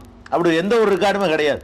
பொம்பளை பிள்ளை பருவ வயசு அடையும் பொழுது அதுக்கு ஃபங்க்ஷன் நடத்துறது, அதுக்குன்னு விழா நடத்துறது, அதுக்குன்னு பத்திரிக்கை நடத்துறது, அதுக்குன்னு விருந்து வைக்கிறது, அதுக்குன்னு எல்லாரும் போய் பயங்கரமாக போய் உலகத்தில் நடக்காத ஒரு நடந்த மாதிரி நினச்சி கொண்டு அதை பார்க்கறதுக்காக போகிறது, படையெடுத்து போகிறது, இதுகளெல்லாம் நபிகள் நாயகம் ஸல்லல்லாஹு அலைஹி வஸல்லம் உருவாக்கிய சமூகத்தில் இல்லாதது. அவங்களுடைய அவங்க நேரடி பயிற்சி பெற்ற சஹாபாக்களிடத்தில் காணப்படாது. நபிகள் நாயகம், நான் கேட்குறேன், நபிகள் நாயகம் ஸல்லல்லாஹு அலைஹி வஸல்லம் அவர்களுக்கு வந்து அல்லாஹ் 4 பொம்பளை பிள்ளையை கொடுத்துருந்தான். ஜைனபு, ருக்கையா, உம்மு குல்சூம், ஃபாத்திமா, இப்படி 4 பொம்பளை பிள்ளைங்க எல்லாம் கொடுத்துருந்தான். நான் கேட்குறேன், இந்த 4 பொம்பளை பிள்ளைங்கள்ல 4 பேர் எப்போ வயசுக்கு வந்தாங்கன்னு சொல்லுங்க பார்ப்போம். யாராலையும் சொல்லல. 4 பேர் எப்போ வயசுக்கு வந்தாங்க, எந்த வயசுக்கு வந்தாங்கன்னு கேளுங்க பார்ப்போம். ஜெயினப் எப்போ வந்தாங்க யாருக்கும் தெரியாது. ருக்கையா அதான் தெரியாது. உம்மு குல்சூம், ஃபாத்திமா தெரியாது. அப்போ ரசூல் ஸல்லல்லாஹு அலைஹி வஸல்லத்துக்கு பொம்பளை பிள்ளை இருந்திருக்குது. ரசூல் ஸல்லல்லாஹு அலைஹி வஸல்லமுடைய மகள் வயசுக்கு வந்ததற்கு ரசூல் ஸல்லல்லாஹு அலைஹி வஸல்லம் ஊர் அறிய உலகறிய ஒரு விசேஷமோ விழாவோ ஒரு அறிவிப்போ செய்திருந்தார்களே, ஆனால் அதற்கு அதில் வந்திருக்கும்ல, நாங்கள் ஃபாத்திமா நாயகி வயசுக்கு வந்த பிறகு நாங்கள் புடவை எடுத்துக்கொண்டு அவரை பார்க்குவதற்காக போனோம், அவர்களுக்கு அந்த பரிசை வாங்கி கொண்டு போனோம், அவர்களுக்கு மஞ்சள் தண்ணி ஊற்றுவதற்காக போனோம், அவர்களுக்கு அதை செய்வதற்காக போனோம், இதை செய்வதற்காக போனோம். ஏதாவது இருக்குதா? ஒன்றுமே கிடையாது. எப்போதாங்க தெரியாதுங்க. ஏன் தெரியல? விழா இல்லை தெரியல, ஃபங்க்ஷன் இல்லை தெரியல, யாருக்கும் சொல்லலை தெரியல. வயசுக்கு வந்தாங்கன்னா வாப்பாக்கும் அம்மாக்கும் தெரியும், அதை முடிஞ்சு வச்சுக்கத. அவங்க தாய் தந்தையருக்கு தெரியுமே தவிர இதை வந்துக்கிட்டு ஊரில் உலகத்தில் போட்டுக்கிட்டு பெரிய பயங்கரமான ஒரு இதாக்கி மென்டலாக அந்த வயசுக்கு வந்த பொண்ணை டார்ச்சர் பண்ணி என்னமோ ஒரு பயங்கரமான பாரதூரமான ஏற்பட்டுருச்சுன்னு ஒரு பீதியை உண்டாக்கி, இதுகளெல்லாம் தேவையில்லாத விஷயங்கள். இது எதனால உண்டாக்கப்பட்டுச்சுன்னு கேட்டால், சில சமுதாயங்களில் இந்த மொய் வாங்குற ஒரு வழக்கம் இருக்குதுங்க. மொய்னா என்ன தெரியுமா? அதாவது ஏதாவது நல்லது கெட்டதுக்கு போய் அதுக்கு ஏதாவது எழுதிட்டு வர்றது, கொடுத்துட்டு வர்றது. இப்போ என் வீட்டு கல்யாணத்துக்கு நீங்கள் வர்றீங்க, எனக்கு 1000 ரூபா எழுதிட்டு போயிடுவீங்க. இதுக்கு அன்பளிப்பு கிடையாதுங்க. இது உங்கள் வீட்டில் ஏதாவது விசேஷம் வரும் பொழுது நான் அதை ரிப்பீட் பண்ணி திருப்பி தரணும், வழங்குதா? அது மாதிரி செய்யணுங்கிறது தான் மொய்ங்கிறது. காசு கொடுத்தா பிரச்சனை இல்லை, பொருள் கொடுத்தவன் செத்தான். நமக்கு ஒரு 50 ரூபாய்க்கு ஒரு ஜாமான் நம்ம வாங்கி தந்திருப்பாங்க. அவங்க வீட்டில் கல்யாணம் வரும்போது அதே ஜாமான் வந்து 2000 ரூபாயா இருக்கும். 50 ரூபாய்க்கு அவங்க நமக்கு ஒரு முறை செஞ்சுருப்பாங்க, ஒரு பொருள் ஒரு குடம் வாங்கி தந்திருப்பாங்க. நம்ம அந்த குடத்தை வாங்கி கொடுக்கறதுக்கு என்ன வரும்? 2000 ரூபா. இப்போ அதுக்கு அடக்கமாகும், பல மடங்கு அதிகமாக போயிருக்கும். நொந்து நூலாகி போய் நம்ம கொண்டே அதை வாங்கி கொண்டே கொடுக்கணும். இதுக்கு பேர் மொய். அப்போ இந்த மொய்ன்ற உடனே என்ன பண்ணாங்க, மொய் நிறைய கலெக்ட் பண்ணுறாங்க, நிறைய நிகழ்ச்சி வேணும், வழங்குதா? அவங்க வீட்டில் 4 பேருக்கு நம்ம செஞ்சுருப்போம். நமக்கு ஒரு பொம்பளை பிள்ளை தான். ஒரு பொம்பளை பிள்ளைக்கு 4 பேர் எப்படி வசூல் பண்ணுறது? அப்போ என்ன பண்ணணும்? மூக்கு குத்துறதுக்கு ஒரு விழா, காது குத்துறதுக்கு ஒரு விழா, வயசுக்கு வந்ததுக்கு ஒரு விழா, கல்யாணத்துக்கு ஒரு விழான்னு சொன்னா தான் அந்த 4 பேருக்கு 4 தடவை செஞ்சதை 4 தடவை கலெக்ட் பண்ண முடியும். புள்ள நிறைய இருக்கிறவன் நிறைய கலெக்ட் பண்ணிடுவான். அப்போ கொஞ்சமாக இருக்கிறவன் என்ன பண்ணான்னு கேட்டால், அதை வசூல் பண்ணுறதுக்காக வேண்டி தான் இதையெல்லாம் விழாவாக்கணும். அதை நம்ம ஆளுக்கும் காப்பீடு என்ன பண்ணுறாங்க? நம்மளுக்கு மொய் மார்க்கத்தில் உண்டா? மொய் கூடாது. மார்க்கத்தில் ரசூல் ஸல்லல்லாஹு அலைஹி வஸல்லம் சொல்கிறாங்க, அல் ஆயுது ஃபில் ஹிபத்தி கல் கல்பில்லதி யகி சும்ம யவுது. கொடுத்த அன்பளிப்பை திருப்பி வாங்குறவன் வாந்தி எடுத்து சாப்பிடுகிற நாய்க்கு சமமானவன். ரசூல் வாந்தி எடுத்துட்டு அதையே சாப்பிடுவது. நம்ம கக்கி போட்டு அதை சாப்பிடுவோமா? அதை கக்கி போட்டு சாப்பிட்ற நாயும் சரிதான், கொடுத்ததை போய் எதிர்பார்த்து கேட்குறவனு சரிதான். நம்மளை முஸ்லீமை பொறுத்த வரைக்கும் அன்பளிப்புன்னா அன்பாக கொடுத்துட்டு வரணும். அவன் நமக்கு செய்யணும்னு எதிர்பார்க்க கூடாது. இன்னும் வரக்கானமா அவன் நமக்கு தரலையே அப்படிங்கிற எண்ணம் கூட வரக்கூடாது. தரக்கூடாதுன்னு அந்த அந்த மாதிரி கொடுப்பதற்கு பேர் தான் அன்பளிப்பு. கொடுத்தா நமக்கு திருப்பி முறை செய்வாங்க, அது பிந்தி ஒரு காலத்தில் பேங்க்ல போடுற சேமிப்பு மாதிரி வரும்னா அதுக்கு பேர் அன்பளிப்பா? நீ கொடுத்து திருப்பி வாங்குறேன்னு அர்த்தம். அப்ப இஸ்லாத்துல வந்து மொய் என்பது தடை செய்யப்பட்டிருக்கிறது. நாயோட ரசூல் ஸல்லல்லாஹு அலைஹி வஸல்லம் ஒப்பிட்டு சொல்றாங்கன்னு சொன்னா அது கடுமையான குற்றம்னு தெரிகிறது, கேவலமான ஒரு செயல், ஹராமான ஒரு செயல். அப்ப கொடுத்த அன்பளிப்பை திருப்பி வாங்குதல் என்பது மார்க்கத்தில் தடுக்கப்பட்டிருக்கும் பொழுது நீங்க ஏன் மொய் வாங்குவதற்காக அவர்கள் உண்டாக்குன செயலை நீங்க எதுக்கு செய்யணும்? முஸ்லிம் வீடுகள் எதுக்கு இது செய்றீங்க?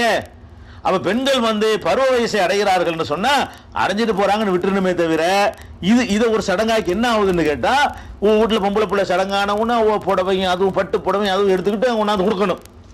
இருக்கு, நீ கொடுத்துருவ. நாளைக்கு அவன் வீட்டுல ஆகும்போது நான் இப்படி என் வசதி நான் எப்படி திருப்பி கொடுப்பேன்? ஏன் நான் திருப்பி செய்யணுமா இல்லையா? அப்ப அந்த மாதிரி எல்லாம் ஒரு சுமை, அது ஒரு கடமையாக்கி விட்டு நம்ம போய் ஒரு பொண்ணுக்கு போய் வயசுக்கு வந்துருச்சுன்னு சொல்லி ஏதாவது எடுத்து கொடுத்தா நம்ம வீட்டுல பொண்ணு வயசுக்கு வரும்போது அவங்க ஒன்றா தரணும்ல, அப்படித்தானே எதிர்பார்க்குறீங்க? அப்போ வசதி இல்லாட்டி என்ன பண்ணுவாங்க? இதெல்லாம் நல்ல முறை கிடையாது. இதுக்கெல்லாம் போய் நீங்க ஆரம்பிச்சு வைக்கிற இந்த ஒரு பழக்கம் சமூகத்துக்கு ஒரு பெரிய பாதிப்பை ஏற்படுத்துது. வட்டி வாங்க வைக்குது, கடன் வாங்க வைக்குது, அவன் வந்து ரொம்ப கஷ்டப்பட வைக்குது, பொய் சொல்ல வைக்குது. அவனை எஸ்கேப்பாக ஓடி போயிடுவான். வயசுக்கு கொஞ்சம் கேள்விப்பட்டவனே ஒரு 3 மாதம் கிட்ட போயிட்டு வந்துடுவோம், இதுக்கு 5000 ரூபாய் 10,000 நம்ம எங்கே போகிறது என்றெல்லாம் சொல்லக்கூடிய ஒரு நிலைமையெல்லாம் பார்க்குறோம். அதனால இது ஒரு சாதாரண ஒரு விஷயம் தானே தவிர இதுக்காக வேண்டி பூ பெய்தல், புனித நீராட்டு விழா, அது இதுன்னு போட்டு அந்த மாதிரிலாம் பத்திரிகை நடத்தி அதுக்கு ஒரு விழா நடத்தி அது மாதிரிலாம் செய்வதற்கு மார்க்கத்தில் அனுமதி கிடையாது. அது இஸ்லாமிய கலாச்சாரம் கிடையாது. நபிகள் நாயகம் ஸல்லல்லாஹு அலைஹி வஸல்லம் அவர்கள் இப்படி ஒரு வழிமுறையை நமக்கு உண்டாக்கி தரல.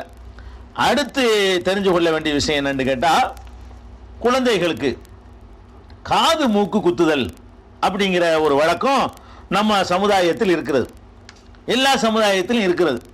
தமிழ் சமுதாயத்தில், தமிழக மக்கள் மத்தியில் எல்லா மதத்தவர்களையும் இப்படி ஒரு காது குத்துதல் என்ற ஒரு வழக்கம் இருக்கிறது. சில சமுதாயங்களில் ஆம்பளை பிள்ளைக்கும் சேர்த்து குத்துற பழக்கம் இருக்கிறது. சில சமுதாயத்தில் பொம்பளை பிள்ளைகளுக்கு மாத்திரம் குத்தக்கூடிய பழக்கம் இருக்கிறது. இந்த காது மூக்கு குத்துறதை பொறுத்த வரைக்கும் அரபு சமுதாயத்திலாம் காது மூக்கு குத்துற பழக்கம்லாம் கிடையாது, இன்னைக்கும் கிடையாது. உலக நாட்டில் அமெரிக்கா, பிரிட்டன்லாம் மக்கள் வாழ்றாங்களாம் காது மூக்கு குத்திட்டு இருக்காங்க. ஒரு நினைக்கிற அதான் அழகாம். காது மூக்கு ஏன்பா குத்துறீங்க? நாங்கள் அழகுக்காக அந்த காது குத்துறோம், அழகுக்காக தான் மூக்கு குத்துறோம் அப்படின்னு அவங்க சொல்றாங்க. ஆனால் உலகத்தில் வந்து நம்ம தமிழ் மக்களை தாண்டிட்டு நீங்கள் போயிட்டீங்கன்னு சொன்னால் எங்கேயுமே காது குத்துற இந்தியாவில் கூட இப்போ அந்த அளவுக்கு ஜாஸ்தி கிடையாது. நம்ம நாட்டை கடந்து சைனாவுக்கு அங்கே எங்கெல்லாம் போயிட்டீங்க, சைனா நம்ம நாட்டை விட அதிகமான மக்கள் தொகை இருக்குது, அங்கே உள்ள பொம்பளையெல்லாம் காது குத்திட்டா இருக்கிறாங்க. உலகத்தில் எங்கேயும் இல்லாத ஒரு வழக்கத்தை நம்மளாம் உண்டாக்கி வச்சுக்கிட்டு அதுதான் அழகுன்னு நம்ம நினைக்கிறோம். ஏன் அப்படி நினைக்கிறோம்னு கேட்டால் அப்படி பார்த்து பார்த்து பழகணும், அது அழகாக தெரியும். பழக்கம் தானங்க காரணம். ஒரு விஷயத்தை பார்த்து பார்த்து பழகிட்டோம்னு சொன்னால் அது நம்ம கண்ணுக்கு அழகாக தெரியும். முத பார்க்கறதுக்கு வெறுப்பாக இருக்கிற ஒன்று கூட அதுவே அப்படியே பழகி போச்சுன்னு சொன்னால் என்னவாயிரும், அது வந்து ஒரு அழகானதாக தெரிஞ்சு போயிடும். அதை நம்ம விளைவிக்கிறணும். அதனால அழகுக்காக நம்ம பண்ணுறோம் இல்லையா? இது குறித்து மார்க்கம் என்ன சொல்லுது அப்படின்னு கேட்டால், ஃபர்ஸ்ட் திருமறை குர்ஆனில் அப்படி அதுலேருந்து எடுத்துக்கொள்வோம். 4வது அத்தியாயத்தில் 119வது வசனத்தில் அல்லாஹ் சொல்றான். என்ன சொல்றான்னு கேட்டால், இப்லீஸை வந்து அல்லாஹ் வந்து வெளியேற்றுறான். ஆதம் அலைஹிஸ்ஸலாத்தெல்லாம் கெடுத்து முடிச்சோன்னு வெளியேற்றுறான். வெளியேற்றும் பொழுது நான் வழி கெடுக்கிறதுக்கு எனக்கு ஒரு டைம் கொடு, எனக்கு சீக்கிரம் மௌத்து கொடுத்துறாத, எல்லாருக்கும் 50-60 வயசு மௌத்தாக்குற மாதிரி ஆக்கிறாம எனக்கு கியாமத் நாள் வரைக்கும் டைம் கொடுத்தேன்னு சொன்னால் நான் வந்து இவங்க எல்லாம் ஒரு வழி பண்ணிடுவேன் அப்படின்னு சொல்லி அவன் கேட்குறான். அல்லாவும் சரின்னு சொல்லிட்டான். அப்போ இப்லீஸ் வந்து அல்லாஹ்விடத்தில் சொல்றான், ஒல உதில் என்னகும், நான் அவர்களை வழிகெடுப்பேன், ஒலவு மன்னி என்னகும், அவர்களுக்கு தவறான ஆசை வார்த்தைகளை கூறுவேன், ஒல ஆமுர் என்னகும், அவர்களுக்கு தப்பான கட்டளைகளை இடுவேன், பொலை பத்தி குன்ன ஆதானல் அனாம், அவர்கள் கால்நடைகளுடைய காதுகளை அறுப்பார்கள். அது மாதிரி இருண்ண ஹல்கல்லா, அல்லாஹ்வுடைய அந்த கோலத்தை, அல்லாஹ் படைத்திருக்கிற அந்த கோலத்தையே மாற்றி அமைப்பார்கள், அதை நான் செய்ய வச்சிருவேன் அப்படின்னு இப்லீஸ் சொல்றான். நான் போய் என்ன பண்ணுவேன்னா ஆசை வார்த்தை காட்டுவேன், அதை செய்வேன், இதை செய்வேன். கடைசியில் என்ன செய்வாங்கன்னு கேட்டா, அல்லாஹ்வாகிய நீ என்ன கோலத்தை வச்சிருக்கிறாயோ அந்த கோலத்தையே மாற்றும்படி நான் செய்து விடுவேன் அப்படின்னு சொல்லிட்டு அல்லாஹ் சொல்றான், ஒமை எத்தகிதி ஷைத்தான வலியன், ஷைத்தானை யார் உற்று நண்பனாக ஏற்றுக்கொள்கிறானோ ஃபக்கத் ஹஸிர ஹுஸ்ரான முபீனா, அவன் தெளிவாக நஷ்டமடைந்து விட்டான் என்று அல்லாஹ் ரப்புல் ஆலமீன் சொல்றான். இந்த கோலத்தை மாத்துறது என்பது இறைவன் எந்த கோலத்தில் நம்மை படைத்திருக்கிறானோ அந்த கோலத்தில் மாறுதல் செய்வது என்பது ஷைத்தானின் தூண்டுதலால் நடக்கிறது. அதை செய்கிறவன் பெரிய நஷ்டம் அடைந்து விட்டான் என்று இந்த வசனம் சொல்கிறது. இன்னும் பல வசனங்கள்ல என்ன சொல்லி இதை பற்றி என்ன சொல்லி இருக்கிற பார்த்து விட்டு இந்த காது மூக்கு குத்துவது பற்றிய ஒரு தெளிவான விளக்கத்திற்கு நம்ம வருவோம். அஸ்ஸலாமு அலைக்கும்.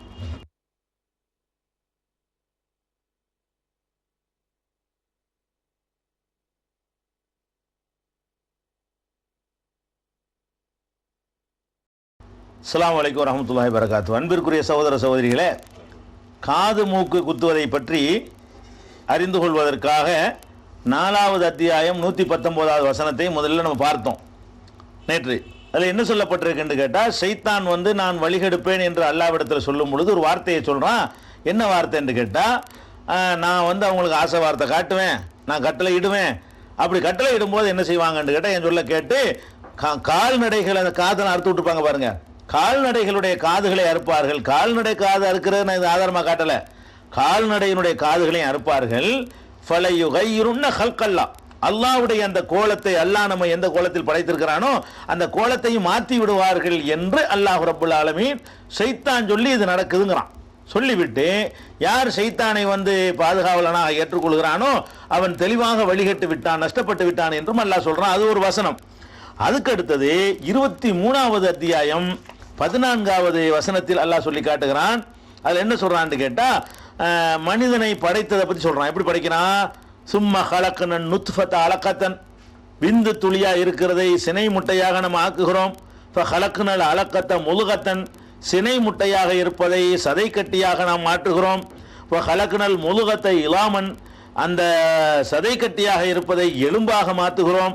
கசவுனல் இல்லாமல் அஹ்மா, எலும்புக்கு சதையை அணிவிக்கிறோம். சும்மா அன்சனா ஹல்கன் ஆகர், பிறகு வேறொரு படைப்பாக, இப்பதான் வேற படைப்பு வருது மனுஷன்கிற படைப்பு, பிறகு வேறொரு படைப்பாக அவனை மாற்றுகிறோம் என்று அல்லாஹ் சொல்லிட்டு ஃபதபாரக்கல்லாஹு அஹ்ஸனுல் ஹாலிகீன், படைக்கிறதுலயே அழகானவன் அல்லாஹ், பாக்கியமிக்கவன். படைக்கிறதுல அவன் தான் அழகா படைக்கிறவன். அவன் படைச்ச படைப்புல நீங்க குறை காண முடியாது.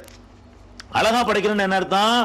யார் யாருக்கு என்னென்ன இருக்கணும், எப்படி இருக்கணும், எந்தெந்த படைப்புக்கு எப்படி எப்படி அங்க அவயவங்கள் அமையணும், எல்லாத்தையும் அழகா செய்யறது நான் தான் அப்படின்னு நல்லா சொல்லி காட்டுறான். இப்ப நான் என்ன கேட்கிறோம்னு கேட்டா, நம்ம பார்க்குறோம் ஆம்பளைன்னா ஆம்பளைக்குன்னு ஒரு தனியான ஒரு தோற்றம் இருக்குது, பெண்ணுன்னா பெண்ணுக்குன்னு ஒரு தனியான அவங்களுக்குன்னு உள்ள உடல் அமைப்பு இருக்கிறது. அதை அல்லாஹ் அழகா தேர்ந்தெடுத்து படைச்சிருக்கிறான்.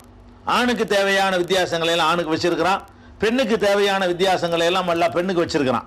இப்ப இந்த காதுல ஒரு துவாரம் இருப்பது தான் அழகு என்று இருந்தால், பொம்பளையை படைக்கும்போது அப்படி எல்லாம் படைப்பான்ல. ஒரு ஆளு 2 ஆளுக்கு உள்ள தப்பு மிஸ்டேக்கா வந்தா சரி பண்ணிக்கிற விஷயம் வேற. ஒரு ஆளுக்கு பல்லு இப்படி நீட்டி இருக்கு, அதை போய் கரெக்ட் பண்ணலாம். ஏன்னா எல்லாருக்கும் அப்படி இல்லாதனால இது குறைந்து எடுத்துக்கொள்ளலாம். ஒரு பொம்பளைக்காச்சும் ஒரு ஓட்டுல படைக்கல இல்ல. அப்ப அது நம்ம என்ன நினைக்கிறோம்னு கேட்டா, படைச்ச ஒரு ஓட்டையை போட்டு படைச்சிருக்கலாம்ல, இது என்ன படைப்பு, இந்த பொம்பளைக்கு இது இருந்தால் தான் நல்லா இருக்கு அப்படின்னு எல்லாரும் சேர்ந்து சொல்றீங்க. பொம்பளைக்கு காதலையும் மூக்களையும் ஒரு துவாரம் இருக்குன்னு அல்லாஹ் அதை மிஸ் பண்ணிவிட்டான், நாங்க அதை கரெக்ட் பண்றோங்கிறீங்க, எல்லாருக்கும் செய்றீங்க. அப்படி செய்யக்கூடிய நேரத்தில் அஹ்ஸனுல் ஹாலிகீன், படைப்பதிலே நான் தான் அழகானவன், அழகா படைக்கிறவன் நான் தாங்கிறான், அதுலயும் குறை கண்டுபிடிக்கிறது நாங்க அப்படிங்கிற ஒரு அர்த்தம் இந்த காது குத்துதல் என்பதனால வரக்கூடியதா இருக்கிறது. அதே மாதிரி 23வது அத்தியாயம் இது 23:14 இருக்குது. அடுத்து 23:17 அல்லாஹ் சொல்லி காட்டுகிறான், வமா குன்னா அனில் ஹல்கி காஃபிலீன், படைப்பினங்களை பற்றி நாம் கவனக்குறைவாக இருந்து விடவில்லை, எல்லாம் கேர்ஃபுல்லாக தான் படைச்சிருக்கிறான். ரொம்ப ஏனாதானு ஊட்டி தள்ளிட்டு போறது இல்லை. நம்ம என்ன பண்ணியிருக்கோம்னு கேட்டா, ரொட்டி சப்பாத்தி போடுறவங்களுக்கான ஒரே மாதிரியாக இருக்கு, என்னதானு விட்டு பல மாதிரி டைப்ல போடுவான். அப்படி நான் பண்றது இல்லை, எல்லாம் அழகா கவனித்து இது இது இப்படித்தான் இருக்கணும் அப்படின்னு சொல்லலாம். படைப்புகளை விட்டு கேர்லெஸ்ஸாக, காஃபிலின்னு சொன்னா கேர்லெஸ்னா அலட்சியமாக கவனக்குறைவாக நாம இருக்கக்கூடியவர்களாக இல்லை, நான் கவனத்தோடு தான் எல்லாத்தையும் படைச்சிருக்கிறேன் அப்படின்னு 23:17 அல்லாஹ் சொல்லி காட்டுகிறான். 25வது அத்தியாயம் 2வது வசனத்தில் சொல்லி காட்டுகிறான், வஹலக குல்ல ஷைஇன், ஒவ்வொரு பொருளையும் அவன் படைத்து ஃபகத்தரஹு தக்தீரா, அதை அளவிட்ட வேண்டிய விதத்தில் அளவிட்டு படைத்திருக்கிறான். அதான் அளவு, அதான் அளவு. அதுக்கு மேல படைப்புல ஒண்ணு தேவை கிடையாது. நான் என்ன படைச்சிருக்கிறேனோ அதுதான் கரெக்ட். அதுக்கு மேல ஒரு கரெக்ட்லாம் ஒண்ணு பண்ண இயலாது. கத்தரஹு தக்தீரா, அதை திட்டமிட்டு அளவிட்டு படைத்திருக்கிறான் அப்படின்னு அல்லாஹ் வந்து தன்னுடைய சிபத்தா சொல்றான். திட்டமிட்டு அளவிட்டு நான் படைக்கிறேன். என்னென்ன உனக்கு ஆம்பளைக்கு மீசையை வச்சா அதான் அழகு, பொம்பளைக்கு மீசை வைக்கலன்னு அதான் அழகு அப்படின்னு நான் அளவிட்டு படைத்திருக்கிறேன். 25:2 அல்லாஹ் சொல்லி காட்டுகிறான். அதே மாதிரி அல்லாஹ் சொல்லுகிறான் 30வது அத்தியாயத்தில் 30வது வசனத்தில் அல்லாஹ் சொல்லி காட்டுகிறான், லா தப்தீல லி ஹல்கில்லாஹ், அல்லாஹ் படைத்திருக்கிற அந்த கோலத்துக்கு எந்த மாற்றுதலும் கிடையாது, கூடாதுங்கிறான். லா தப்தீல லி ஹல்கில்லாஹ், அல்லாஹ் இன்னும் சொல்ல போனால் ஃபித்ரத்தல்லாஹி அல்லதி ஃபதரன்னாஸ அலைஹா, எதன் மீது அல்லாஹ் வந்து அமைத்திருக்கிறான் அந்த இயற்கை அமைப்பை சொல்லிவிட்டு அந்த இயற்கை அமைப்பிலே லா தப்தீல லி ஹல்கில்லாஹ், அல்லாஹ்வுடைய ஹல்கில அல்லாஹ்வுடைய வடிவமைப்பில் எந்த மாறுதலும் இல்லை, கூடாது அப்படின்னு எல்லாம் சொல்லி காட்டுறான். அப்ப மனுஷனுக்கு யார் யாருக்கு என்னென்ன அமைப்புல நான் படைத்திருக்கிறேனோ அதான் சரி, அதுல எந்த மாற்றமும் கிடையாதுன்னு சொல்லி லாலிக்க தீனுல் கையும், இதான் நேரான பாதை, நீ செஞ்சுக்கிட்டு நேரான பாதை இல்ல. உலாக்கின் அக்ஸரன் நாஸ் இல்ல, இதுக்கு சொன்ன மாதிரி இருக்கு. உலாக்கின் அக்ஸரன் நாஸ் இல்ல ஆயாலமூன், நிறைய பேர் இது தெரியாம இருக்கிறாங்கிறான். நிறைய பேர் செய்யறாங்கல்ல, அதுக்கு சொன்ன மாதிரி இருக்கிறது. அப்ப இதான்ப்பா நேரான பாதை. நான் படைச்சிருக்கிற அமைப்புல நீ குறகானாதப்பா, நான் யார் யாருக்கு என்னென்ன தேவை அதெல்லாம் அழகாத்தான் நான் படைச்சிருக்கிறேன் அப்படின்னு அல்லாஹ் சொல்லிட்டான். 30வது வசனத்துல. அதே மாதிரி 37வது வசனத்துல 125வது வசனத்துல அல்லாஹ் தனக்கு சொல்லும் பொழுது ததஊன பஅலன், பஅல்ங்கிற ஒரு சிலையை நீங்கள் வணங்குகிறீர்களா, ததரூன அஹ்ஸனல் காலிகீன், அழகான முறையில் வடிவமைக்கக்கூடியவனை நீங்கள் வந்து விட்டு விடுகிறீர்களா என்று ஒரு நபி அந்த மக்கள்கிட்ட கேட்டதை 37 125 சொல்றான். அவனுக்கு பேர் அஹ்ஸனுல் காலிகீன், அழகா படைக்கிறவன். 54 49 எல்லாம் சொல்லி காட்டுகிறான், இன்னா குல்ல ஷைஇன் ஹலக்னாஹு பிகதர், ஒவ்வொரு பொருளையும் பொம்பளை உள்பட காது உள்பட குல்ல ஷைஇன், ஒவ்வொரு ஆளுன்னு கிடையாது, காது மூக்கு உள்பட ஒவ்வொரு பொருளையும் அதற்குரிய அளவோடு வடிவோடு திட்டத்தோடு தான் படைத்திருக்கிறோம், பிளானோட படைச்சிருக்கிறான் அப்படின்னு அல்லாஹ் வந்து 54 49 சொல்லி காட்டுகிறான். அதே மாதிரி 64வது அத்தியாயம் 3வது வசனத்துல சொல்லி காட்டுகிறான், ஒசவ்வரக்கும், அல்லாஹ் உங்களுக்கு வடிவம் தந்தான், அல்லாஹ் வந்து உங்களுக்கு வடிவம் தந்தான். வடிவம் தந்தான்னு மட்டும் நிப்பாட்டிக்கிறல, ஃபஅஹ்ஸன சுவரக்கும், உங்கள் வடிவத்தை அழகுற அமைத்திருக்கிறான். அல்லாஹ்வாகிய நான் தாண்டா உனக்கு இந்த வடிவத்தை தந்திருக்கிறேன், அந்த வடிவத்தையும் அழகுற அமைத்திருக்கிறேன் என்று அல்லாஹ் ரப்பல் ஆலமீன் சொல்றான். 64வது அத்தியாயம் 3வது வசனத்தில் அல்லாஹ் சொல்லி காட்டுகிறான். அதே மாதிரி வந்து இன்னொன்னு கேட்கிறான் அல்லாஹ் 67:14 கேட்கிறான், அலா யஅலமு மன் ஹலக், படைச்சவனுக்கு தெரியாதா, நீங்க வந்து எங்களை குறை காட்டுறீங்களான்னு அர்த்தம் கேட்கிறான் அல்லாஹ். படைப்பை சொல்லி காட்டி கேட்கிறான், அலா யஅலமு மன் ஹலக், படைத்தவன் அறிய மாட்டானா, வஹுவல் லத்தீஃபுல் ஹபீர், அவன் நுணுக்கமானதையும் அறியறவன், உள்ளத்துல உள்ளதையும் அறியக்கூடியவன் அப்படின்னு அல்லாஹ் சொல்லி காட்டுகிறான். அதே மாதிரி மா கர்ரக 82வது அத்தியாயம் 6-7 வசனங்கள்ல சொல்றான், மா கர்ரக பி ரப்பிக்கல் கரீமில்லதி ஹலகக ஃபஸவ்வாக ஃபஅதலக, உன்னை படைத்தான், ஃபஸவ்வாக, அதை சீராக படைத்தான், ஃபஅதலக, இன்னும் அதை செம்மைப்படுத்தினான். அப்ப சீராக செம்மையாக இந்த வார்த்தையெல்லாம் அடைமொழி கொடுத்து உன்னைய படைச்சான் அப்படிங்கிறான். 95வது அத்தியாயத்துல ஒத்தி நீண்டு வருவீங்களா, அந்த அத்தியாயத்துல 4வது வசனத்துல அல்லாஹ் சொல்லி காட்டுகிறான், லக்கத் ஹலக்னல் இன்சான ஃபீ அஹ்ஸனி தக்வீம், மனுஷனை அழகான வடிவத்தில் நம்ம படைச்சிருக்கிறோம். மனுஷனுக்கு நான் கொடுத்திருக்கிற வடிவம் இருக்குது, அதுதான் அழகு. நான் என்னத்தை கொடுத்திருக்கிறேனோ அதுதான் அழகு, அதுக்கு மிஞ்சி ஒரு அழகான வடிவம் கிடையாது. இப்படியெல்லாம் அல்லாஹ் ரப்பல் ஆலமீன் சொல்றான். குர்ஆனுடைய வசனங்களை வச்சு பார்க்கிற நேரத்தில் நம்ம அந்த காது மூக்கு இதெல்லாம் நம்ம குத்துறது என்பது எதுக்கு குத்துறோம், அழகுக்கு. அது இருந்தால் தான் அழகு, தேவைன்னு குத்துறோம். ஏதோ ஒரு ஆளுக்கு ஒரு காரணத்தை குத்துனா அது ஒரு விஷயம், ஏதோ ஒரு நோய் இருக்கு அந்த இடத்துல குத்துனா அந்த நோய் போகுங்கிற அது மாதிரி மருத்துவம்னா அது வந்து அது விதிவிலக்கு. நாம என்ன பண்றோம்னு கேட்டா, எல்லாருக்கும் பொம்பளைன்னா காது தான் குத்தி ஆகணும். அது எந்த அளவுக்கு குத்தணும், அதுக்கு ஒரு விழா நடத்தி குத்தணும், அதுக்கு ஒரு ஃபங்க்ஷன் நடத்தி குத்தணும், அது தேவை, அது முக்கியமான சடங்கு, முக்கியமான ஷரத்து, முக்கியமான பரல், முக்கியமான மார்க்கத்தில் ஒரு அம்சம் அப்படின்னு நினைத்து கொண்டு குத்துறமே. அப்ப இதுக்கு என்ன அர்த்தம், எல்லா பொம்பளைகளுக்கும் குத்துறோம்னா என்ன அர்த்தம், இது வந்து இந்த இடத்துல அல்லாஹ்வுடைய செயல் சரியில்லை. ஏன்னா அவ்வளோ பேருக்கு இந்த தேவையா இருக்கிறது, எல்லாருக்கும் வேணும்னு விட்டு வச்சிருக்கிறான், இது என்ன, இது அநியாயமா இருக்கிறது அப்படிங்கிற மாதிரியா ஒரு குற்றம் சுமத்துதல் வந்து அதுல வருகிறது. இன்னும் சொல்ல போனால் சஹீஹுல் புகாரியில ரசூல் ஸல்லல்லாஹு அலைஹி வஸல்லம் சொல்றாங்க, 4886, 5931, 5939, 5943, 5948 ஆகிய எண்களை கொண்ட ஹதீஸுகளில் என்ன இருக்குன்னு கேட்டா, ஒல் முத்தஃபல்லிஜாத்தில் ஹுஸ்னி அல் முகையிராத்தி ஹல்கல்லா, அழகுக்காக, நல்ல அழகுக்காக அந்த காலத்தில் என்ன பண்ணுவாங்கன்னு கேட்டா, பற்கள் இருக்குல்ல, இந்த பற்கள் ஒட்டிக்கிட்டு இருந்தா நல்லா இருக்காதான். அந்த காலத்து ஒரு காலத்துல ஒரு பார்வை அழகுக்கு, அந்த காலத்தில் உள்ள பார்வை என்னன்னா பல்லுக்கு மத்தியில் ஒரு இடைவெளி இருந்தா தான் அழகு அப்படின்னு நினைச்சிருக்காங்க போல இருக்கு.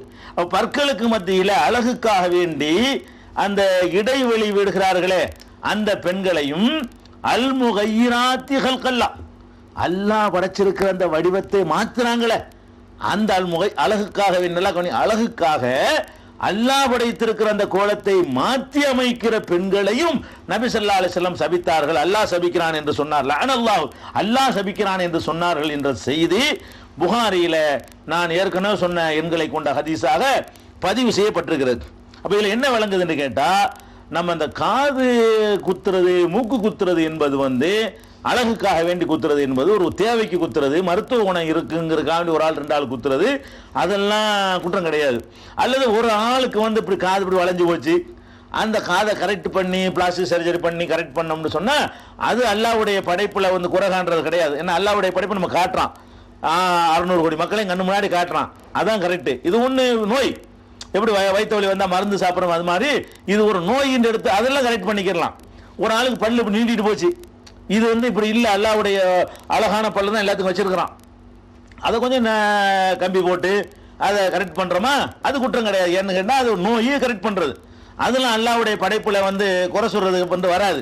எது குறை சொல்றது வரேன், எல்லாருக்கும் பண்றது, எல்லாரும் இந்த மாதிரி பண்றாங்கன்னு சொன்னா அப்ப எல்லாரும் பண்ணுனாங்கன்னா அல்லாஹ் செஞ்சு தப்புன்னு அர்த்தம். அல்லாஹ் பெரிய மிஸ்டேக் பண்ணிவிட்டான், நம்ம தான் கண்டுபிடிக்கிறோம். அதனால இந்த காது மூக்கு அந்த இடத்துல ஒரு துவாரம் இருப்பது அவசியம் என்றோ அது பெண்ணுக்கு அழகு என்றோ இருக்குமையானால் அதை அல்லாவே செஞ்சிருப்பான். எதையோ செஞ்ச ரப்புல் ஆலமீனுக்கு இது பெரிய மேட்டரா, அப்படி ஒன்று சேர்த்து படைச்சா இன்னும் இயற்கையாக அழகா இருந்திருக்குமே. அதனால அது அது கிடையாது, அது போடுறதுங்கிறது மார்க்கத்தில் உள்ளது இல்லை. ஆனா என்ன அதில் சொல்லுவாங்கன்னு கேட்டா, புகாரியில ஒரு ஹதீஸ் இருக்கிறது, ஒரு ஹதீஸ் தான் பல இடங்களில் இடம்பெற்றிருக்கும். 98வது புகாரில 98, 964, 1431, 1449, 5883 ஆகிய எண்களை கொண்ட ஹதீஸாக ஒரு செய்தி திரும்ப திரும்ப அதில் பதிவு செய்யப்பட்டிருக்கிறது. என்ன செய்தின்னு கேட்டா, நபி ஸல்லல்லாஹு அலைஹி வஸல்லம் அவர்கள் ஒரு நாள் பெருநாள் தொழுதாங்க. தொழுதுட்டு பெண்கள் பகுதியில் போய் என்ன செஞ்சாங்க, அவங்களுக்கு சொன்ன பயான் அவங்களுக்கு எட்டலை. உடனே என்ன செஞ்சாங்கன்னா பெண்கள் பகுதியில் போய் நின்று அவங்களுக்கு ஒரு பயான் சொற்பொழிவு நிகழ்த்தினாங்க, தர்மஞ்செய்யை பற்றி வலியுறுத்தினாங்க. அப்ப தர்மத்தை பற்றி ரசூல் ஸல்லல்லாஹு அலைஹி வஸல்லம் வலியுறுத்தின உடனே பிலால் துண்டை ஏந்திக்கிட்டு பெண்கள்கிட்ட வசூல் பண்றாரு, தர்மம் பொதுவான காரியங்களுக்கு அள்ளித்தாங்கன்னு கேட்கிறாங்க. அப்ப பெண்கள்லாம் என்ன பண்ணாங்கன்னு கேட்டா, அதை கையில உள்ள வளையல் மோதிரம் எல்லாத்தையும் அள்ளி போட்டாங்கன்னு சொல்லும் பொழுது காது வளையத்தையும் போட்டார்கள் வருது, ஒரு வாசகம் வருது. என்ன வருது, காது வளையத்தையும் போட்டார்கள், வளையல போட்டாங்க, மாலையை போட்டாங்க, மோதிரத்தை போட்டாங்க, காது வளையத்தையும் போட்டார்கள் என்று ஒரு ஹதீஸ் வருகிறது. இது புகாரியில இவ்வளவு இடங்கள்ல இருக்கிறது.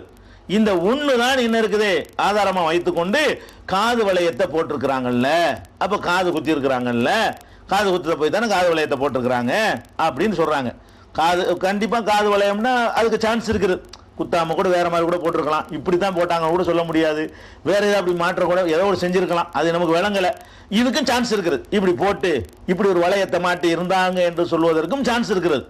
அதே நேரத்தில் ஏற்கனவே சொன்ன அழகுக்காக இப்படி கோலத்தை மாற்றக்கூடாதுங்கிறது, அல்லாஹ் அழகாத்தான் படைச்சிருக்காங்கிறது, அல்லாஹ் படைச்ச அழகுதான், லா தப்தீல லி ஹல்கில்லா, அல்லாஹ் படைச்சிருக்கிற கோலத்தை மாற்றக்கூடாது என்று சொல்வது, இதுக்கெல்லாம் எதிராக இது வரும் பொழுது ரெண்டையும் இணைத்து இதையும் மறுக்காம அதையும் மறுக்காம ரெண்டுக்கு நடுவில் இருந்து நம்ம ஒரு விளக்கம் காண்பதாக இருந்தால் எந்த விளக்கம் சரி?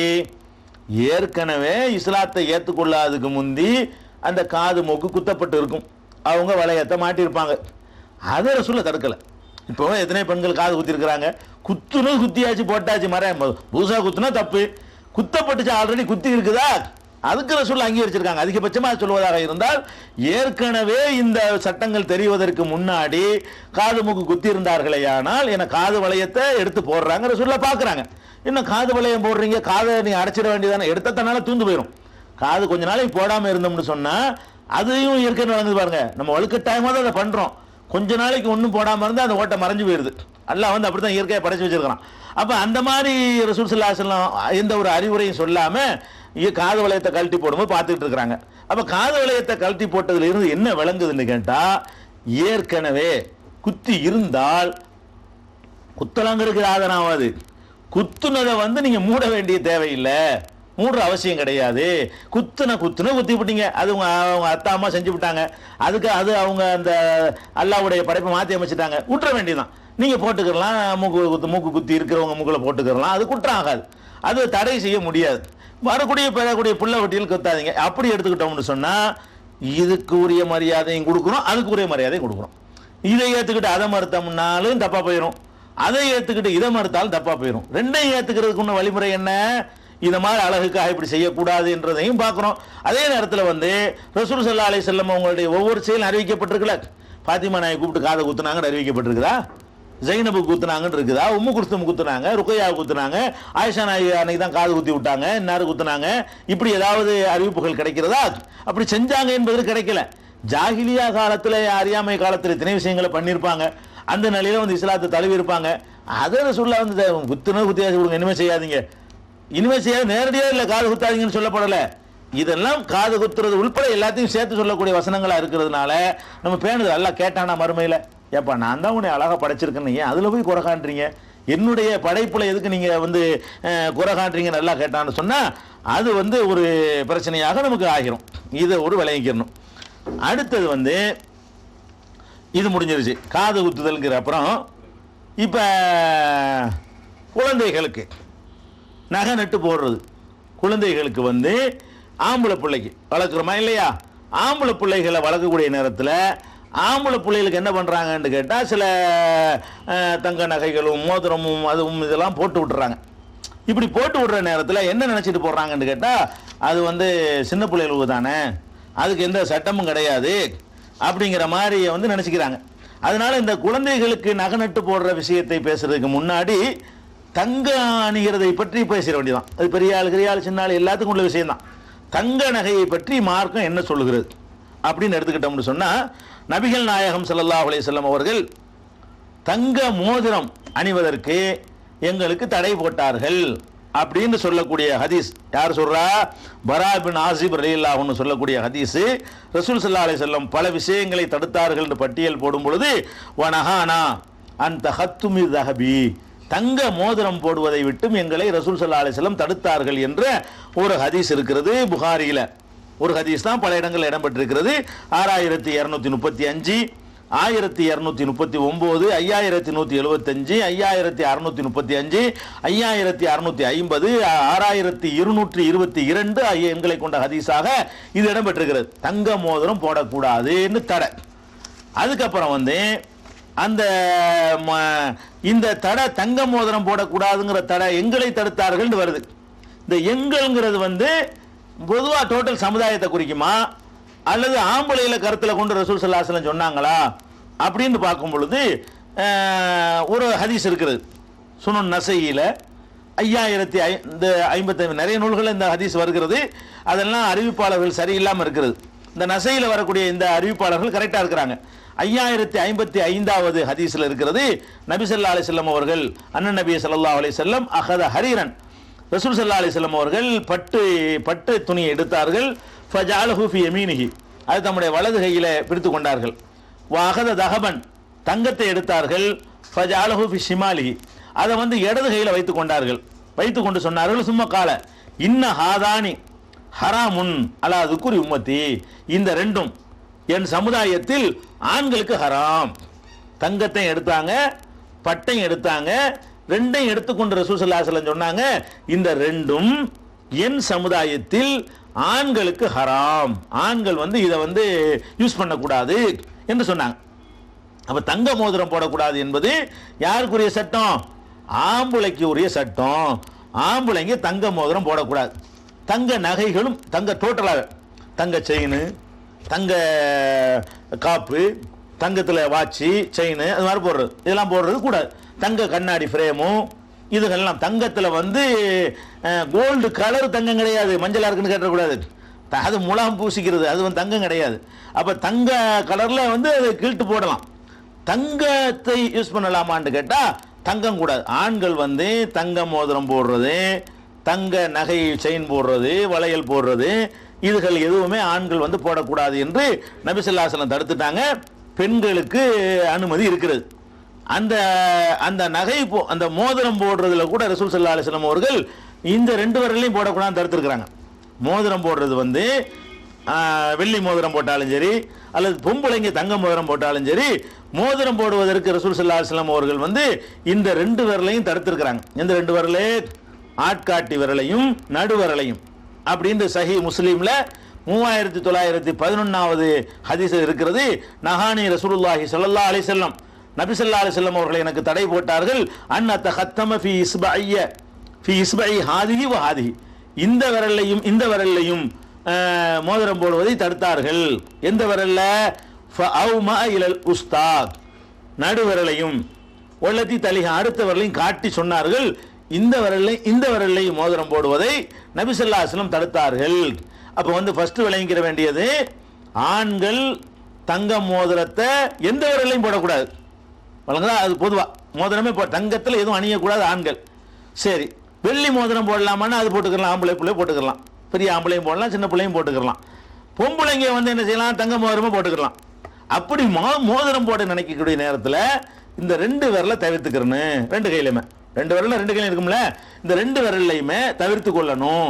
அப்போ நடு விரல்லையும் ஆட்காட்டி விரல்லையும் அது நல்லா தெரியுது. ஏன்னு கேளுங்களேன், இந்த தங்க மோதிரம் போட்டாலும் பார்த்தீங்கன்னா இந்த விரலை காட்டுவா, அப்படி அது தங்கம் தெரியணுமா, இதில் தான் மண்டக்கணம்லாம் வரும். என்கிட்ட மோதிரம் இருக்குன்னு காட்டுறதுக்காக வேண்டி அது அடிக்கடி அதை காட்டி அந்த பெருமையெல்லாம் அடிப்பாங்க வளருக்கு.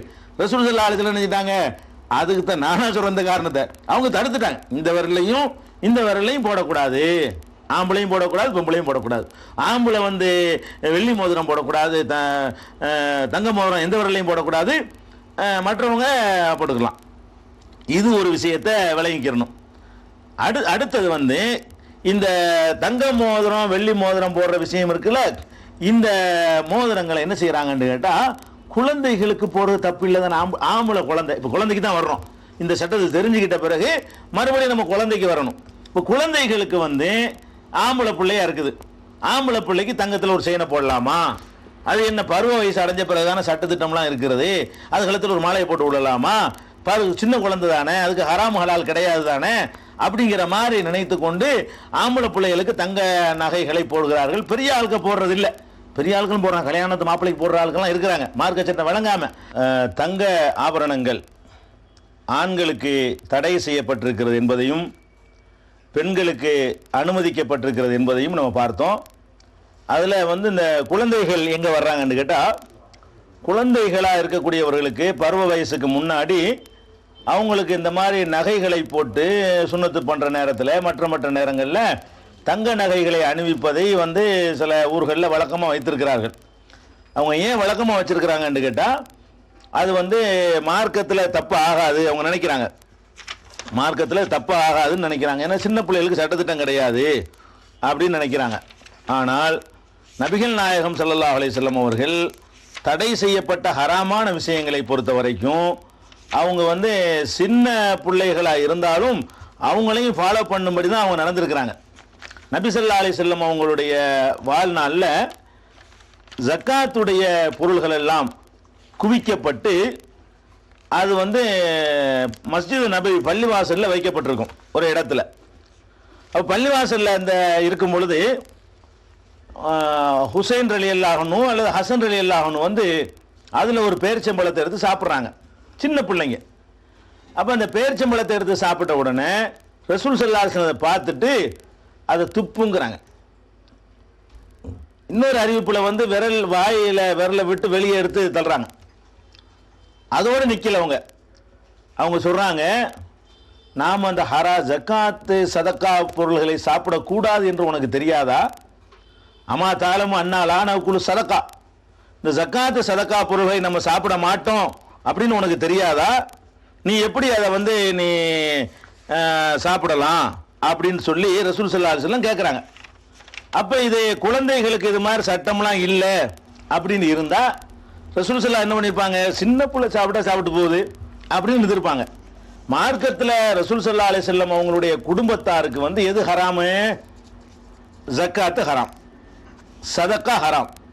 அப்போ ஜக்காத்து சதக்காவுடைய பொருள்களை வந்து ரசூல் ஸல்லல்லாஹு அலைஹி வஸல்லம் அவங்க சாப்பிடக்கூடாது, அவங்க மனைவி சாப்பிடக்கூடாது, அவங்களுடைய பிள்ளைகள் சாப்பிடக்கூடாது, அவங்களுடைய பேரப்பிள்ளைங்க சாப்பிடக்கூடாது, கியாம நாள் வரைக்கும் வரக்கூடிய அவங்களுடைய வழித்தோன்றர்கள் யாருமே சாப்பிடக்கூடாது.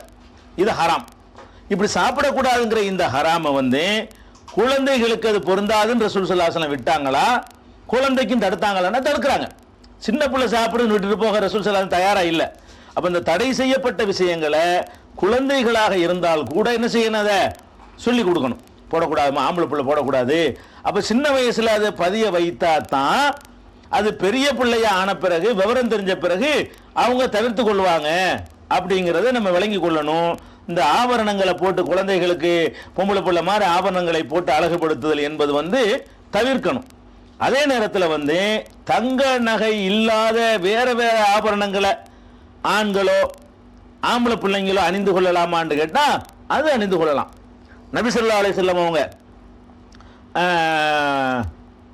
அடிக்கடி பேரப்பிள்ளையை பார்க்கறதுக்கு போவாங்க.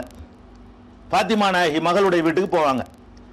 அப்போ போகும்பொழுது ரசூல் ஸல்லல்லாஹு அலைஹி வஸல்லம் போய் கேட்குறாங்க, இருக்கானா, பையன் இருக்கானா, பிடியும் இருக்கானா அப்படின்னு கேட்குறாங்க. உடனே பாத்திமா நாயகி ரசூல் ஸல்லல்லாஹு அலைஹி வஸல்லம் வந்துட்டாங்கன்னு சொன்ன உடனே நல்லா பிள்ளைய கழுவி முகத்தை பவுடர்லாம் போட்டு அனுப்புவோம், நம்ம மேக்கப் பண்ணுவோம்ல, அந்த மாதிரி எல்லாம் நல்லா அழகாக சுத்தப்படுத்தி ரசூல் அந்த குழந்தையுடைய கழுத்தில் ஒரு மாலையும் போட்டு விட்டு அனுப்பி விடுறாங்க. மாலைண்டா என்ன, இந்த முத்து பவளம் இந்த மாதிரி இதுகளில் செய்யப்பட்ட ஒரு மாலை, தங்க மாலை கிடையாது, தங்கம் தடுக்கப்பட்டுருச்சு. அந்த அதை போட்டுவிட்டு வர்றாரு ஹுசைன் ரலியல்லாஹு அன்ஹு. நபி ஸல்லல்லாஹு அலைஹி வஸல்லம் என்ன செஞ்சிடறாங்க, அந்த குழந்தையை தூக்கி வச்சுக்கிட்டு கட்டி முத்தமிடுறாங்க அப்படிங்கிற ஒரு ஹதீஸ் வந்து புகாரியில் 5884வது ஹதீஸில் இடம்பெற்றிருக்கிறது. இப்போ தங்க ஆபரணங்கள் அணியக்கூடாதே தவிர பிளாஸ்டிக்கில் உள்ள ஆபரணங்கள் அல்லது வேற வெள்ளியினாலான ஆபரணங்கள் இதுகளை எல்லாம் ஆம்பளை பிள்ளைக்கு கூட என்ன செய்யலாம், அணிவிக்கலாம். ஆனால் பெரிய ஆம்பளை கூட போட்டுக்கலாங்க. பெரிய ஆம்பளை கூட ஒரு தஸ்மி மணி மாதிரி மாலையை களத்தில் போட்டுக்கலாமான்னா போட்டுக்கலாம். நமக்கு தடை எது தடுக்கப்பட்டிருக்குன்னு கேட்டால் தங்கத்தில் உள்ள ஆபரணம் தான் தடுக்கப்பட்டிருக்கு. வேற ஆபரணங்களை அணிந்து வேற உலோகத்தில் ஆபரணங்களை அணிஞ்சு பெரிய ஆண்கள் அணிவது கூட தடுக்கப்படவில்லை. ஹுசைன் ரலியல்லாஹு அன்ஹு அவர்கள் வந்து ஒரு மாலை போட்டுக்கொண்டு அவங்க மகள் வந்து ரசூல் ஸல்லல்லாஹு அலைஹி வஸல்லம் அனுப்பி வைக்கிறாங்க. என்ன இப்படி கழுத்தில் மாலை போட்டு விடுற என்று ரசூல் ஸல்லல்லாஹு அலைஹி வஸல்லம் கேட்கல. குழந்தையை வாரி அணைத்து முத்தமிட்டார்கள் என்ற ஒரு ஹதீஸை புகாரில் 5884 ஹதீஸில் பார்க்குறோம். அப்போ இதில் நம்ம என்ன விளங்கிறோம்னு கேட்டால், குழந்தைகளுக்கு வந்து தங்க மார்க்கத்தில் தடுக்கப்பட்ட தங்க ஆபரணம் போன்றதை வந்து நாம் ஆம்பளை பிள்ளைகளாக இருந்தால் பொம்பளை பிள்ளைக்கு அணிவிக்கலாம். ஆம்பளை பிள்ளையா இருந்தால் பெரிய ஆண்களுக்கு எப்படி தங்கம் தடுக்கப்பட்டிருக்கிறதோ அதே மாதிரி அதை தவிர்த்து கொள்ளணும். தங்கம் இல்லாத வேற வேற மாலைகள், அது மாதிரி மணி மாலை, முத்து மாலை, அது மாதிரி உள்ள விஷயங்களை எல்லாம் அணிந்தால் அது மார்க்கத்தில் வந்து குற்றமாகாது அப்படிங்கிறதையும் இதில் இருந்து விளங்கி கொள்கிறோம். அடுத்து வந்து பெரிய ஆளுக்கு என்ன செய்யணுங்கிற விஷயம் வரும். பெரிய ஆட்களுடைய ஆடை, பெரிய ஆட்களுடைய அந்த அமைப்புகளை பற்றி பின்னாடி பேசுவோம், அதை வச்சுக்கிறோம். அதுக்கடுத்து தெரிந்து கொள்ள வேண்டிய விஷயம் என்னன்னு கேட்டால், இந்த முடி குழந்தைகளுக்கு வந்து தலைமுடி வைக்கிற விஷயம் இருக்குது பாருங்களேன். பல ஊர்களில் என்ன பண்ணுவாங்கன்னு கேட்டால், அது இந்த மொட்டை அடிக்கிறது தான் இஸ்லாத்தினுடைய வலியுறுத்தப்பட்டது. இப்போ கொஞ்சம் மாறி இருக்குது. அந்த காலத்தில் என்ன பண்ணுவாங்கன்னு கேட்டால், மொட்டை அடித்தா தான் அது நல்ல பிள்ளைக்கு அடையாளமா. மொட்டை முடி வைக்கிறதுங்கிறது ஒரு இது முடி வைக்கிறதுல கூட, தலைமுடி வைக்கிறதுல கூட அது வந்து பலவிதமான ஃபத்வாக்கள்லாம் உண்டு. குழந்தைகளுக்கு என்னடா இந்த மாதிரி வெட்டிட்டு வந்திருக்கு, கிராப் வெட்டிட்டு வந்திருக்கிற, ஹராமான முறையில் முடி வெட்டிட்டு வந்திருக்கிற என்றெல்லாம் சொல்லுவாங்க. இந்த குழந்தைகளுக்கு இந்த முடி வைக்கிற விஷயம், குழந்தைகள்னா பெரிய ஆளுக்கும் சேர்த்து சொல்லிட வேண்டியதான். தலைமுடி வளர்க்கிற விஷயமாக குழந்தைகளாக இருக்கட்டும், பெரிய ஆட்களாக இருக்கட்டும், ஆண்களாக இருக்கட்டும், பெண்களாக இருக்கட்டும், அது குறித்த தலைமுடி குறித்த ஒரு சட்டத்தை நம்ம தெரிஞ்சுக்கணும். இது குழந்தையிலேருந்து தெரிஞ்சுக்கலாம், இது பெரிய ஆட்களுக்கு உள்ளதாகவும் எடுத்துக்கொள்ளணும். ஃபர்ஸ்ட் விஷயம் என்னன்னு கேட்டால், தலைமுடி வைக்கும் பொழுது நபி ஸல்லல்லாஹு அலைஹி வஸல்லம் காலத்தில் என்ன பண்ணுவாங்கன்னு கேட்டால், அது ஒரு வழக்கம் இருந்துச்சு. என்னென்னா, தலையில் முடி வைக்கும்போது ஒரு குறிப்பிட்ட இடத்துல இப்படி ஒரு 2 இடத்துல விட்டுறது குடுமி, பாக்கி இடத்துல வலிச்சு விட்டுறது. அது நடுவில் மட்டும் அப்படி விட்டுட்டு பாக்கியெல்லாம் வலிக்கிறது. இந்த குடுமி வைக்கிறாங்க இல்லையா, முன்குடுமி, பின்குடுமி, நடுக்குடுமி, 2 சைடு குடுமி அப்படின்னு, அதாவது பாதி இடத்த வலிச்சு பாதி இடத்த வலிக்காமல் விடுறது. அல்லது ஒரு குறிப்பிட்ட அளவுக்குள்ள முடியை வலிச்சு விட்டு குறிப்பிட்ட அளவுக்குள்ள முடியை வந்து வலிக்காமல் விடுவது. முடியில் இது தடுக்கப்பட்டிருக்கிறது. நீங்கள் தலைமுடி வைக்க பெரிய ஆளாக இருந்தாலும் சரி, சின்ன பிள்ளையாக இருந்தாலும் சரி, இப்படி வைப்பது தடுக்கப்பட்டிருக்கிறது. அந்த காலத்தில் நாங்கள்லாம் சிறுவர்களாக இருக்கும்போது நாங்கள் பார்த்துருக்குறோம். எங்கள் ஊரில் இந்த மாதிரி கூத்து பண்ணுவாங்க. கட்டிய பாண்டு ஒரு அவுளியாவான், எந்த அட்ரஸும் ஒன்றும் தெரியல. அவருக்காக வந்து நேர்ச்சை பண்ணிக்கிட்டு இப்படி விட்டுருவாங்க முடிய. முஸ்லீம் குடும்பத்தில் நான் சொல்கிறேன், முஸ்லீம்கள் பேரை வச்சுக்கிட்டு தான் இப்படி என்ன செய்வாங்க, இப்போ இந்த இடத்துல மட்டும் முடி அப்படி விட்டு நீளமாக விட்டுருவாங்க, கொம்பு மாதிரி தொங்கும், பாக்கி இடத்துல வலிச்சு விட்டுருவாங்க. அது என்னன்னா அந்த கட்டியப்பா தர்காவில் போய் வலிக்கணுமா, அது வரைக்கும் அது இருந்துட்டு இருக்கு. அது வரைக்கும் இவங்க எது என்னன்னா எல்லாத்தையும் வலிச்சுட்டு அந்த 2 குடுமையை மட்டும் விட்டு வச்சிருப்பாங்க. இந்த மாதிரி ஒரு பாதியை வலிச்சுட்டு பாதியால இப்படி பாதியை வந்து வலிச்சு விட்டுறது, இப்படி பாதியை வலிக்காம விடுறது, இந்த மாதிரி பாதியை சிரைச்சியும் சிரைக்காமலும் விடக்கூடாது. அதுதான் அதுக்கு பேர் கஸ்ன்னு பேரு. ரசூல் ஸல்லல்லாஹு அலைஹி வஸல்லம் அவர்கள் இதை வந்து தடை செய்தார்கள். இப்படி முடிய வந்து ஒரு பகுதியில் சிரைத்து, குறைத்து இல்லை, ஒரு பகுதியில் சிரைத்து விட்டு ஒரு பகுதியில் சிரைக்காமல் விடுவதாக இருந்தால் அது மார்க்கத்தில் தடை செய்யப்பட்டிருக்கிறது. அது புகாரியில் 5920வது ஹதீஸில் இதை பார்க்கலாம்.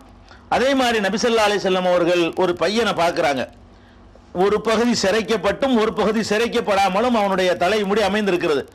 அதை பார்த்து ரசூல் ஸல்லல்லாஹு அலைஹி வஸல்லம் நினைச்சாங்கன்னா ஃபனஹான் தாலிக, அதை தடுத்து விட்டு சொன்னார்கள், இஹ்லிகு குல்லஹு அவித்ருக்கு குல்லஹு, முழுசா சிரைச்சு போடுங்க, இல்லாட்டி முழுசா விட்டுருங்க. என்னப்பா பாதி சிரைச்சு பாதி சிரைக்காம இருக்கிறீங்க? அப்ப சிரைத்தல் என்று வறுமையானால், குறைத்தல் என்பது ஒரு பக்கம் கூட குறைக்கலாம், ஒரு பக்கம் அதிகமாக வச்சுக்கலாம், அதுக்கு மார்க்கத்தில் தடை இல்லை. இந்த வலிச்சு போடுறது இருக்குல்ல, சிரைக்கிறது, இந்த சிரைக்கிறதுன்னு வறுமையானால் தலைமுடியை சிரைக்க நினைச்சீங்கன்னா முழுசா மொட்டை அடிக்கிறது குற்றம் கிடையாது, முழுசா சிரைச்சு விட்டு வலுவலுன்னு ஆக்கி விட்டுருங்க. இல்லையா முழுசா விட்டுருங்க பேசாம. ஒரு பகுதியில் ஒரு ஓரத்தை சிரைச்சு ஒரு ஓரத்தை சிரைக்காம விடுறது என்பது மார்க்கத்தில் குற்றம். இது எங்க இருக்குன்னு கேட்டா நசையில முழுசா சிரைச்சிருங்க, இல்லாட்டி முழுசா விட்டுருங்க என்ற ஹதீஸ் நசையில 4962வது ஹதீஸாகவும் அபூதாவுதுல 3663வது ஹதீஸாகவும் பதிவு செய்யப்பட்டிருக்கிறது. புகாரியில் 5920 வருகிறது. அந்த ஏற்கனவே சொன்னது. அப்ப என்ன வழங்கணும்னு கேட்டா, இந்த தலைமுடி வைக்குதல் சம்பந்தமாக நம்ம வந்து ஃபர்ஸ்ட் கவனிக்க வேண்டியது, மொட்டை அடித்தால் மொட்டை அடிக்கலாம், அது குற்றம் கிடையாது. அதே நேரத்தில் வந்து கொஞ்சத்தை அது அவுளியாவுக்கு நேர்த்தி கடன் பண்ணி செஞ்சாலும் குற்றம், பெரிய 2 குற்றமாயிரும். நேர்த்தி கடன் இல்லாமல் சும்மா செஞ்சீங்கன்னா ஒரு குற்றமாயிரும். அப்போ அந்த மாதிரி முடிகளை வந்து அந்த குழந்தைகளுக்கு அந்த மாதிரி என்ன செய்யக்கூடாது, குடுமி வைக்கிறது, இதுகள்லாம் கூடாது. அதுக்கப்புறம் வந்து மொட்டை அடிக்கிறது வந்து ஒரு நல்லது சிறந்தது என்று கருதி அதுதான் நல்ல முஸ்லிமுக்கு அடையாளம் என்று யாராவது கருதுவார்களே, ஆனால் அது குற்றமாயிரும். ஏதோ வெயில் காலம் ஆரோக்கியமா இருக்கட்டும், தலையில நீர் கோத்துக்கிட்டு சளி பிடிக்குது அப்படிங்கிறதுக்கு நீங்க மொட்டை அடிச்சீங்கன்னா அது ஓகே, அதுதான் நல்லது, மொட்டை தான் அடிக்கணும், அதான் நல்லது, அல்லாஹ்வுக்கு விருப்பம் அப்படின்னு சொன்னீங்கன்னு சொன்னா அது மார்க்கத்தில் பாவமா போயிடும், குற்றமா போயிடும். நபிகள் நாயகம் ஸல்லல்லாஹு அலைஹி வஸல்லம் சொன்னாங்க, மேற்கு பகுதியில் கீழ்த்திசையில் சில மக்கள் தோன்றுவார்கள், யஹ்ருஜு நாசும் மின் கிபலில் மஷ்ரிகி, கீழ்த்திசையில் சில மக்கள் தோன்றுவார்கள், அவங்க குர்ஆனை ஓதுவாங்க, அது தொண்டக்குழியை கடக்காது அப்படின்னு ரசூல் ஸல்லல்லாஹு அலைஹி வஸல்லம் சொல்லிட்டு வரும் பொழுது அவங்க யார் என்று கேட்டால் சீமாகும் அத்தஹலீக், அவங்களுக்கு அடையாளம் மொட்டை அடித்துக் கொள்வது. அவங்க என்ன செய்வாங்கன்னா இஸ்லாத்தின் குர்ஆன்லாம் ஓதுவாங்களாம், அப்படி தீனில் இருக்கிற மாதிரி காட்டிக்கிடுவாங்களாம். அவங்க என்ன செய்வாங்கன்னு கேட்டா மொட்டை அடிப்பது ஒரு அடையாளமா வச்சிருப்பாங்க அப்படிங்கிறாங்க. தஹ்லீக்னா மொட்டை அடித்துக் கொள்வது. அப்ப இந்த மார்க்கத்தின் பெயரை நம்ம பார்க்கிறோம், ஒரு சில மதரசாக்கள்னு நடத்துறாங்க, எல்லாம் வலுவண்டு அடைச்சா இஸ்லாத்துக்கு அடையாளம் ஆக்கிடுறாங்க. இது வந்து அதில் வாயில தான் தொண்டக்குழியை கடக்காதுன்னு சொன்னாங்க பாருங்க. ரசூல் ஸல்லல்லாஹு அலைஹி வஸல்லம் காட்டின அந்த அடையாளத்துக்கு தகுந்த மாதிரி குர்ஆனை ஓதுவாங்க, அது வாயில தான் நிற்குமே தவிர தொண்டக்குழியை கடக்காது. அதே மாதிரி சில இந்த தப்லீக் ஜமாத்தில் போறவங்கன்னு சொல்லக்கூடிய அவங்க பிள்ளைலாம் பார்த்தீங்கன்னா வலுவல் அடிச்சு விட்டுறாங்க. மொட்டை அடித்தல் என்பது மார்க்கத்தில் அது விரும்பத்தக்க ஒரு காரியம் அப்படின்ற ஒரு செஞ்சீங்களேயானால் அது இந்த கூட்டத்துக்கு அடையாளத்தில் சேர்ந்து போயிடும். ஒரு மனுஷனுக்கு ஆரோக்கியத்தை கருதி, வசதியை கருதி, வேற ஏதோ பேனு இருக்குது, பொடுகு இருக்குது, இது மாதிரியான காரணங்களை கருதி நீங்கள் அல்லது தண்ணி தட்டுப்பாடை கருதி ஏதோ ஒரு காரணத்துக்காக வேண்டி மொட்டை அடித்தால் அது குற்றம் இல்லை. குற்றம் இல்லைங்கிறதுக்கு ஆதாரம் ஏற்கனவே சொல்லியாச்சு, முழுசா சரிங்க இல்லாட்டி முழுசா விடுங்கண்டு. ஆனால் அதோட அடையாளமாக்குனீங்கன்னா புகாரியில் 7562வது ஹதீஸில் இருக்கிறது, அது வந்து அவங்களுடைய அடையாளமாக போயிடும் அப்படிங்கிறாங்க. அதனால இதை விளங்கிக்கிறணும். இன்னும் சொல்ல போனால் நபிகள் நாயகம் ஸல்லல்லாஹு அலைஹி வஸல்லம் அவர்கள் வந்து முடி வச்சா அப்படி அவ்வளோ முடி வச்சுருப்பாங்க.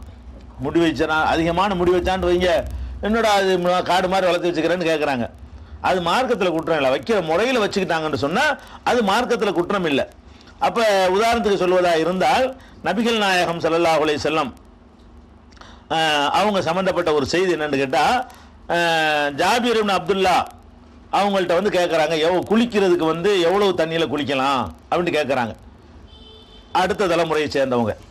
அவர் சொல்கிறாரு, ஒரு சாது தண்ணியில் குளிக்கலாம். சான்னா இது மாதிரி 4 தடவை அள்ளி போட்டால் எவ்வளவு தண்ணி வருமோ அதுக்கு பேர் ஒரு சான்னு சொல்வது. இது மாதிரி 4 டைம் இதுதான் அது கொள்ளக்கூடிய அளவு சா, அதுலேயே குளிச்சிடலாம் அப்படின்னு சொல்கிறாரு ஜாபீர். அப்போ அவர் கேட்குறாரு, அது எப்படி ஒரு சாவு போதும், எனக்கு முடி ரொம்ப தலையில் முடி ஜாஸ்தியாக வச்சுக்கிறேனே, எனக்கு எப்படி ஒரு சாவு போதும்னு கேட்கும் பொழுது ரசூல் ஜாபீர் சொல்கிறாங்க, கான யக்ஃபி மன்ஹுவ அவுஃபா மின்க ஷாரன், ஒன்னை விட ஜாஸ்தி முடி வச்சுருந்தாங்கப்பா ரசூல் ஸல்லல்லாஹு அலைஹி வஸல்லம், அவங்களுக்கு அது போதுமானதாக இருந்துச்சு, அவங்களே ஒரு சாவு தண்ணீரில் குடிச்சிருக்கிறாங்களே அப்படின்னு சொல்லிட்டு என்ன செய்கிறாங்க, ஜாபீர் இப்னு அப்துல்லா சொல்கிறாங்க, நபி ஸல்லல்லாஹு அலைஹி வஸல்லம் வந்து அதிகமான முடி வைத்திருந்தார்கள். புகாரியில் 252 256 ஆகிய எண்களை கொண்ட ஹதீஸாக நம்ம பார்க்கிறோம். நபிகள் நாயகம் ஸல்லல்லாஹு அலைஹி வஸல்லம் அதிகமாக முடி வச்சிருந்தாங்கன்னா எவ்வளோ முடி வச்சிருந்தாங்க தெரியுமா?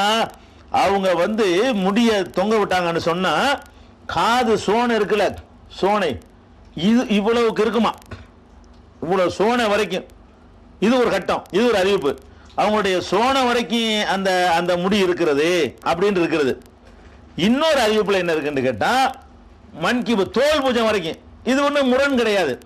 ஒரு கட்டத்தில் உழவு இருக்கு, அப்படி கொஞ்ச நாளைக்கு வெட்டாமல் விட்டுருவாங்க, உழவு வந்துடும், மறுபடியும் வெட்டி விடுவாங்க, உழவு வந்துடும். இப்படி அதாவது தோல் காது வரைக்கும் முடி இருக்கும், இப்படி வச்சிருப்பாங்க உழவுக்கு முடி. சில கட்டத்தில் வெட்டாமல் விட்டுறாங்கன்னு சொன்னால் உழவுக்கு வரும். தோல் பூஜத்தில் வந்து கிடக்கிற வரைக்கும் ரசூல் ஸல்லல்லாஹு அலைஹி வஸல்லம் நினைச்சிருக்கிறாங்க, விட்டுருக்கிறாங்க. தலைமுடியை வந்து காது சோனைன்னா இது சோனைன்னா இந்த பகுதி, சோனை மட்டத்துக்கு இப்படி இந்த அளவுக்கு ரசூல் ஸல்லல்லாஹு அலைஹி வஸல்லம் முடி வச்சிருக்கிறாங்க. மொட்டை அடிக்கிறது தான் சுன்னத்துங்க, அது சொல்ல வர்றேன். மொட்டை அடிக்கிற அஜரத்தினா மொட்டை அடிக்கணும்னு ஆக்கிட்டாங்கல்ல, அது மாதிரி ஆக்குறாங்க. ஓதுற பிள்ளைன்னா மதரசாவில் ஓதுனா அவளை ஒன்று மொட்டை அடிக்கணும்னு ஆக்கிட்டாங்கல்ல. நபி ஸல்லல்லாஹு அலைஹி வஸல்லம் என்ன பண்ணியிருக்கிறாங்கன்னு கேட்டால், இவ்வளவுக்கு முடி வச்சிருக்கிறாங்க. சில நேரங்களில் தோல் பூஜம் வரைக்கும் வந்திருக்குது. இது எங்கே இருக்குன்னு கேட்டால், புகாரியில் 3551 5903 5904 ஆகிய எண்களை கொண்ட ஹதீஸாக சோனை வரைக்கும் வைத்திருந்தார்கள் என்றும், சில நேரங்களில் தோல் பூஜம் வரைக்கும் அந்த முடி வந்திருக்கும் என்றும் ஹதீஸுகளில் பார்க்குறோம். அதனால முடி வந்து நிறைய வைப்பது, முடி வளர்ப்பது என்பது மார்க்கத்தில் வந்து குற்றம் கிடையாது. அதே மாதிரி வந்து நபி ஸல்லல்லாஹு அலைஹி வஸல்லம் முடி வைக்கிறான்னு வைங்க, நம்ம என்ன பண்ணிட்டுனா ரசூலுல்லாஹ்வோடு நம்ம கற்பனை பண்ணுறோம், அப்படி இப்படி பயங்கரமான தலப்பா கட்டி எல்லா நேரமும் அது மாதிரி அப்படி இருப்பாங்க, நினைச்ச தொப்பியை போட்டு வல்வண்டு அப்படி நினச்சிக்கிட்டு இருக்கிறோம். இல்லை, நபி ஸல்லல்லாஹு அலைஹி வஸல்லம் என்ன செய்வாங்கன்னு கேட்டால், தன்னுடைய கான யுஸ்தீலு ஷஅரஹு, தங்களுடைய தலைமுடியை வந்து நெத்தியில் அப்படி அப்படி அப்படி தொங்க விடுவாங்க. நெத்தியில் ரசூல் ஸல்லல்லாஹு அலைஹி வஸல்லம் வந்து, அதாவது இணை கற்பிக்கக்கூடியவர்கள் என்ன செய்வாங்கன்னா, தலைமுடி இப்படி 2ஆக பிரித்து வாருவாங்களாம். இணை கற்பிக்கக்கூடியவர்கள் வந்து வேதமுடையவர்கள் இருக்காங்களா யூதர்கள், அவங்க வந்து நெத்தியில் வந்து அப்படி தொங்க விடுவாங்களாம், நெத்தியில் சுழிச்சு விட்டுறது. ரசூல் ஸல்லல்லாஹு அலைஹி வஸல்லம் என்ன செய்வாங்கன்னு கேட்டால், அந்த யூதர்கள் செய்கிற மாதிரி தான் செய்வாங்களே தவிர இப்படி 2ஆக பிரிக்க மாட்டாங்க. வகிடு எடுக்காமல் என்ன செய்வாங்கன்னு கேட்டால், நெத்தியில் சுழல விடுவார்கள் இருக்குது. அப்போ நெத்தியில் சுழல விடுறதுங்கிறது வந்து இந்த தலப்பாவெல்லாம் கட்டினா சாத்தியமாகாது.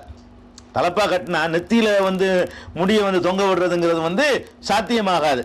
ரசூல் ஸல்லல்லாஹு அலைஹி வஸல்லம் அவர் ஸ்டைலாக தான் இருப்பாங்கன்றது, நல்லா எண்ணெய் தேய்ச்சி அப்படி நெத்தியில் கொஞ்சம் முடியை விட்டு பார்த்தா அப்படி சுருண்டுட்டு இருக்கும் பாருங்க, அப்படியெல்லாம் ஸ்டைல் பண்ணுவது வந்து மார்க்கத்தில் வழி அனுமதிக்கப்பட்ட ஒரு காரியம்.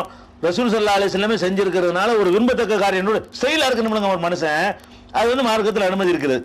இது எங்கே இருக்குன்னு கேட்டால், புகாரியில் 3558வது ஹதீஸ்லையும் 3944வது ஹதீஸ்லையும் நம்ம பார்க்குறோம். அதே நேரத்தில் வந்து தலைமுடி வைக்கிறதா இருந்தால் அதுக்கு வந்து ஒரு முறை இருக்குது. தலைமுடி வச்சோம்னு சொன்னால் அது வந்து படியே இருக்கணும், இப்படி இருக்கக்கூடாது. எவ்வளோ முடி வச்சாலும் அது ஒழுங்காக எண்ணெய் தேய்ச்சி அதை படிய வச்சோம்னு சொன்னால் அது வந்து விகாரமாக இருக்காது. இப்படி அப்படி பம்பையாக இருக்குது பாருங்கள், அது மாதிரியா இருக்கிறது, பரட்டையாக இருக்கிறது, அதெல்லாம் இருந்துச்சுன்னு சொன்னால் சில பேர் புறா கூடு கட்டுற மாதிரி இப்படிலாம் வச்சுருப்பாங்க பாருங்கள். இந்த மாதிரி எல்லாம் வைத்துக் கொள்வார்களே. ஆனால் அதை நபி ஸல்லல்லாஹு அலைஹி வஸல்லம் கண்டிச்சு தலைமுடி வச்சிங்கன்னா நல்லா பெருசாக வைக்கிறதுல குழப்பம் கிடையாது. அந்த பெருசாக வைக்கிறது எப்படி இருக்கணும்னு கேட்டால் நல்ல அழகாக வாரி படியை விட்டு அப்படி பார்க்குறதுக்கு நல்லா இருக்கணும். நபி ஸல்லல்லாஹு அலைஹி வஸல்லம் அவர்கள் வந்து எங்கள்கிட்ட வந்தாங்க. ஜாபிர் பின் அப்துல்லா சொல்கிறாங்க, எங்களை நோக்கி வரும்பொழுது ஒரு மனிதர் வந்து தலை விரி கோலமாக ஒருத்தர் இருந்தார். பரட்டை தலையான்னு கூட சொல்லலாம். சாயிர ராசி, பரட்டை தலையாக அல்லது தலைவிரி கோலமாக ஒருத்தர் வந்து தென்பட்டார். இப்போ ரசூல் ஸல்லல்லாஹு அலைஹி சொன்னாங்க, அமா யஜிது ஹாதா மாயு சக்கினு பிஹி ஷஅரஹு, தலையை படிய செய்வதற்கு இவருக்கு ஒன்றுமே கிடைக்கலையா? இப்படி தான் இருக்கணுமா? தலையை படிய செய்வது கொஞ்சம் எண்ணெய் ஒரு சீப்பு இவருக்கு கிடைக்கலையா? ஏன் இந்த மாதிரி அவர் இருக்கிறாரு என்று பெருமானார் ஸல்லல்லாஹு அலைஹி வஸல்லம் அவர்கள் அதை வந்து கண்டிச்சிருக்கிற காரணத்தினால நசைங்கிற நூலில் 5141வது ஹதீஸில் இது சொல்லப்பட்டிருக்கிறது.